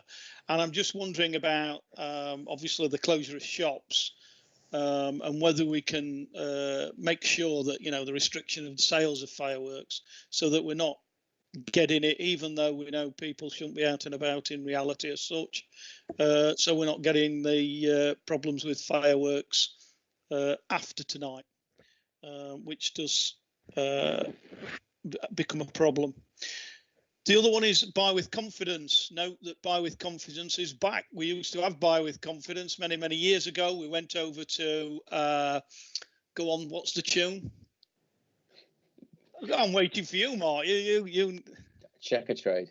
Checkatrade.com. That's right. We went there, and then clearly parted waves last year or just before with Checkatrade. One of the reasons why we stopped buy with confidence on your advice was it was officer intensive in being able to run the scheme, and you said it would release resources by going into Checkatrade, and I just wondered why we're actually going back to buy with confidence if that's the case, even with it being run by another organisation. We still have to do some work preparation for that, and you advised at the time that, and it was the buy with confidence scheme that was run locally was a very successful scheme, as you know. So that's another. Really, thank you for the detailed report. Anyway, just as an end, it's very good report. A lot of work still ongoing, notwithstanding the work that you and all the team are doing in COVID. But on Mistress Day, clearly there will be a lot of people who normally attend our Mistress Day parades, and clearly what's the advice that's coming out is that that shouldn't happen. In fact, I've had a letter from the district council telling me that this year it will be held in a secret place, and we're not telling you where it's going to be, and only 6 people will be invited. And I thought, well, hold on a minute. But the guidance states that local councillors should be able to attend. My concern is the public and social distancing, and I just wondered what message we're putting out there, because clearly, it's an important day that we remember all those that have given their lives so that we may do what we're doing today, just democratically have these discussions. So, and I would personally want to be down there at the cenotaph to pay my respects. but clearly the advice is that we can't do that as such. So can you tell me what advice we're getting out there to the public, and because I think it's important. And that's it, Chairman. Okay. Thank you, Glyn. I've got Councillor John Handley. Thank you, Chairman. I just want to thank Mark for his report, and I think it's incredible that, you know, the normal work is continuing and all the COVID extras they're doing. I think the team are doing a phenomenal job. I just want to thank them for all their hard work in making these things happen. Thank you. Thank you very much, John. I don't seem to have anybody else, Mark, so I'm going to hand it back to you if that's okay. Thank you. Yep. Okay. Thank you. Regarding the masks and hand sanitizer work, we'll continue with that. Sound an intelligence-led approach to things. Thank you, Councillor Greaves, for the issues you've raised there in terms of some particular stores. I'll take that away and we'll make sure that's looked into. That intelligence is fed in.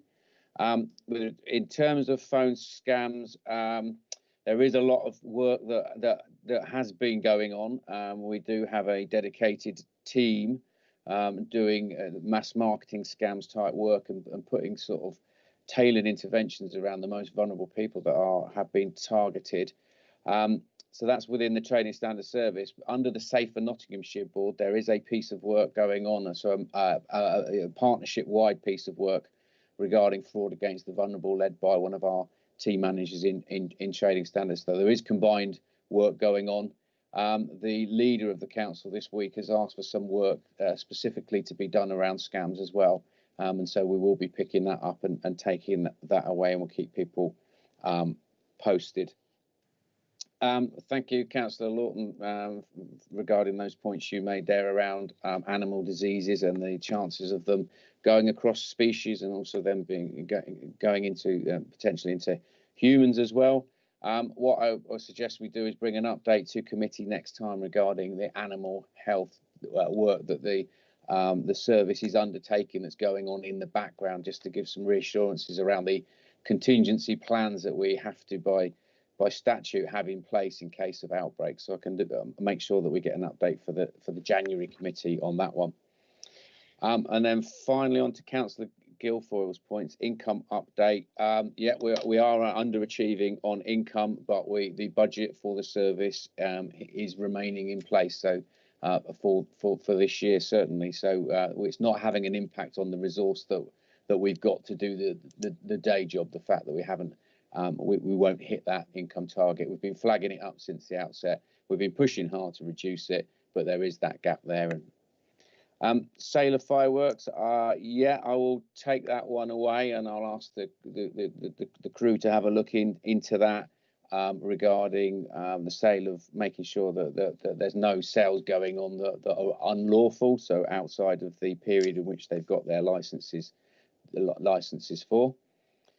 Buy with Confidence, you're absolutely right. Buy with Confidence, we were in partnership with Buy with Confidence. I think it used to take approximately 5 or 6 FTE to run that particular scheme. The Buy with Confidence scheme we're involved with now is not the same as that. And all of the bulk of the administration work is being done by colleagues in another Training Standards service. We're doing some fairly light touch intelligence checks this end on our local systems, but because now we've got a number of national intel systems available, a lot of all of that work can be done elsewhere. So we get the benefits from the approved trader scheme without the heavy resource input. It clearly, another reason we went with Checker Trade at the time was because of the media around that. They're high profile, but that's not available anymore to us. So we've got a different scheme through Buy with Confidence that we're now promoting. And finally, regarding Armistice Day, yeah, we're following government guidelines. We've been working with Jonathan Gribbin as Director of Public Health regarding the approach and what should go out. I say we've shared via the Local Resilience Forum, Local Authority Cell. We've shared the information out across to the sort of districts and parish councils, etc. I'm not sure what we've done in terms of messaging straight direct to the public, but we've done it via our partner organisations. Thank you, Chair. Thank you very much, Mark. Okay. I'm going to go to the vote then. Anybody against the recommendation? Any abstentions? I think we're clear. Unanimous. Thank you very much, everybody. Thank you, Mark, for excellent report. Move on to item 9, which is the Rempston Road East Leak Prohibition of Driving Order 8300 and Speed Limit Order 8301. I think, Doug, thank you for being patient. I think you're in charge of this one. Thank you. Thank you, Chair. So the purpose of this report is to consider the outstanding objections received in relation to the traffic regulation order to prohibit driving and lower the speed limit on Rempston Road in East Leak. There are details within the report of the outstanding objections, including one from East Leak Parish Council, and our responses are provided to that. It should be noted that this proposal of this traffic regulation order is linked to a planning consent for a development on Rempston Road. As I say, details are contained within the report, and the recommendation on page 71 is that the order is made as advertised. Thank you. Thank you very much, Doug. I know the local member is very keen for this to move forward. So I'll propose the recommendation. I won't read it all out. It was in my introduction. It's just to put the order forward and get on with it. So I'll propose that. Second that, Chairman. Any questions or comments? Anybody abstain? Anybody against? So that's unanimous. Thank you very much. Thank you, Doug. Item 10 is the work programme. Any questions or comments on the work programme? Councillor Creamer. Yeah, it's just for January or even the meeting afterwards. Could we just have, and I'm not asking for a detailed report, on any effects that COVID may have had on your, on the place committee, any extra costs or extra timings? So it's just a general COVID has affected us this way in the last 3 months. Not asking for a detailed one, that may come out of that report for later, but I think it'd just be worthwhile seeing how we've addressed COVID in this latest shutdown. I'll pass over to Adrian to answer it, because I know that all the finance goes to Councillor Jackson's committee, so I'll pass it over. I don't know where we'd stand with that.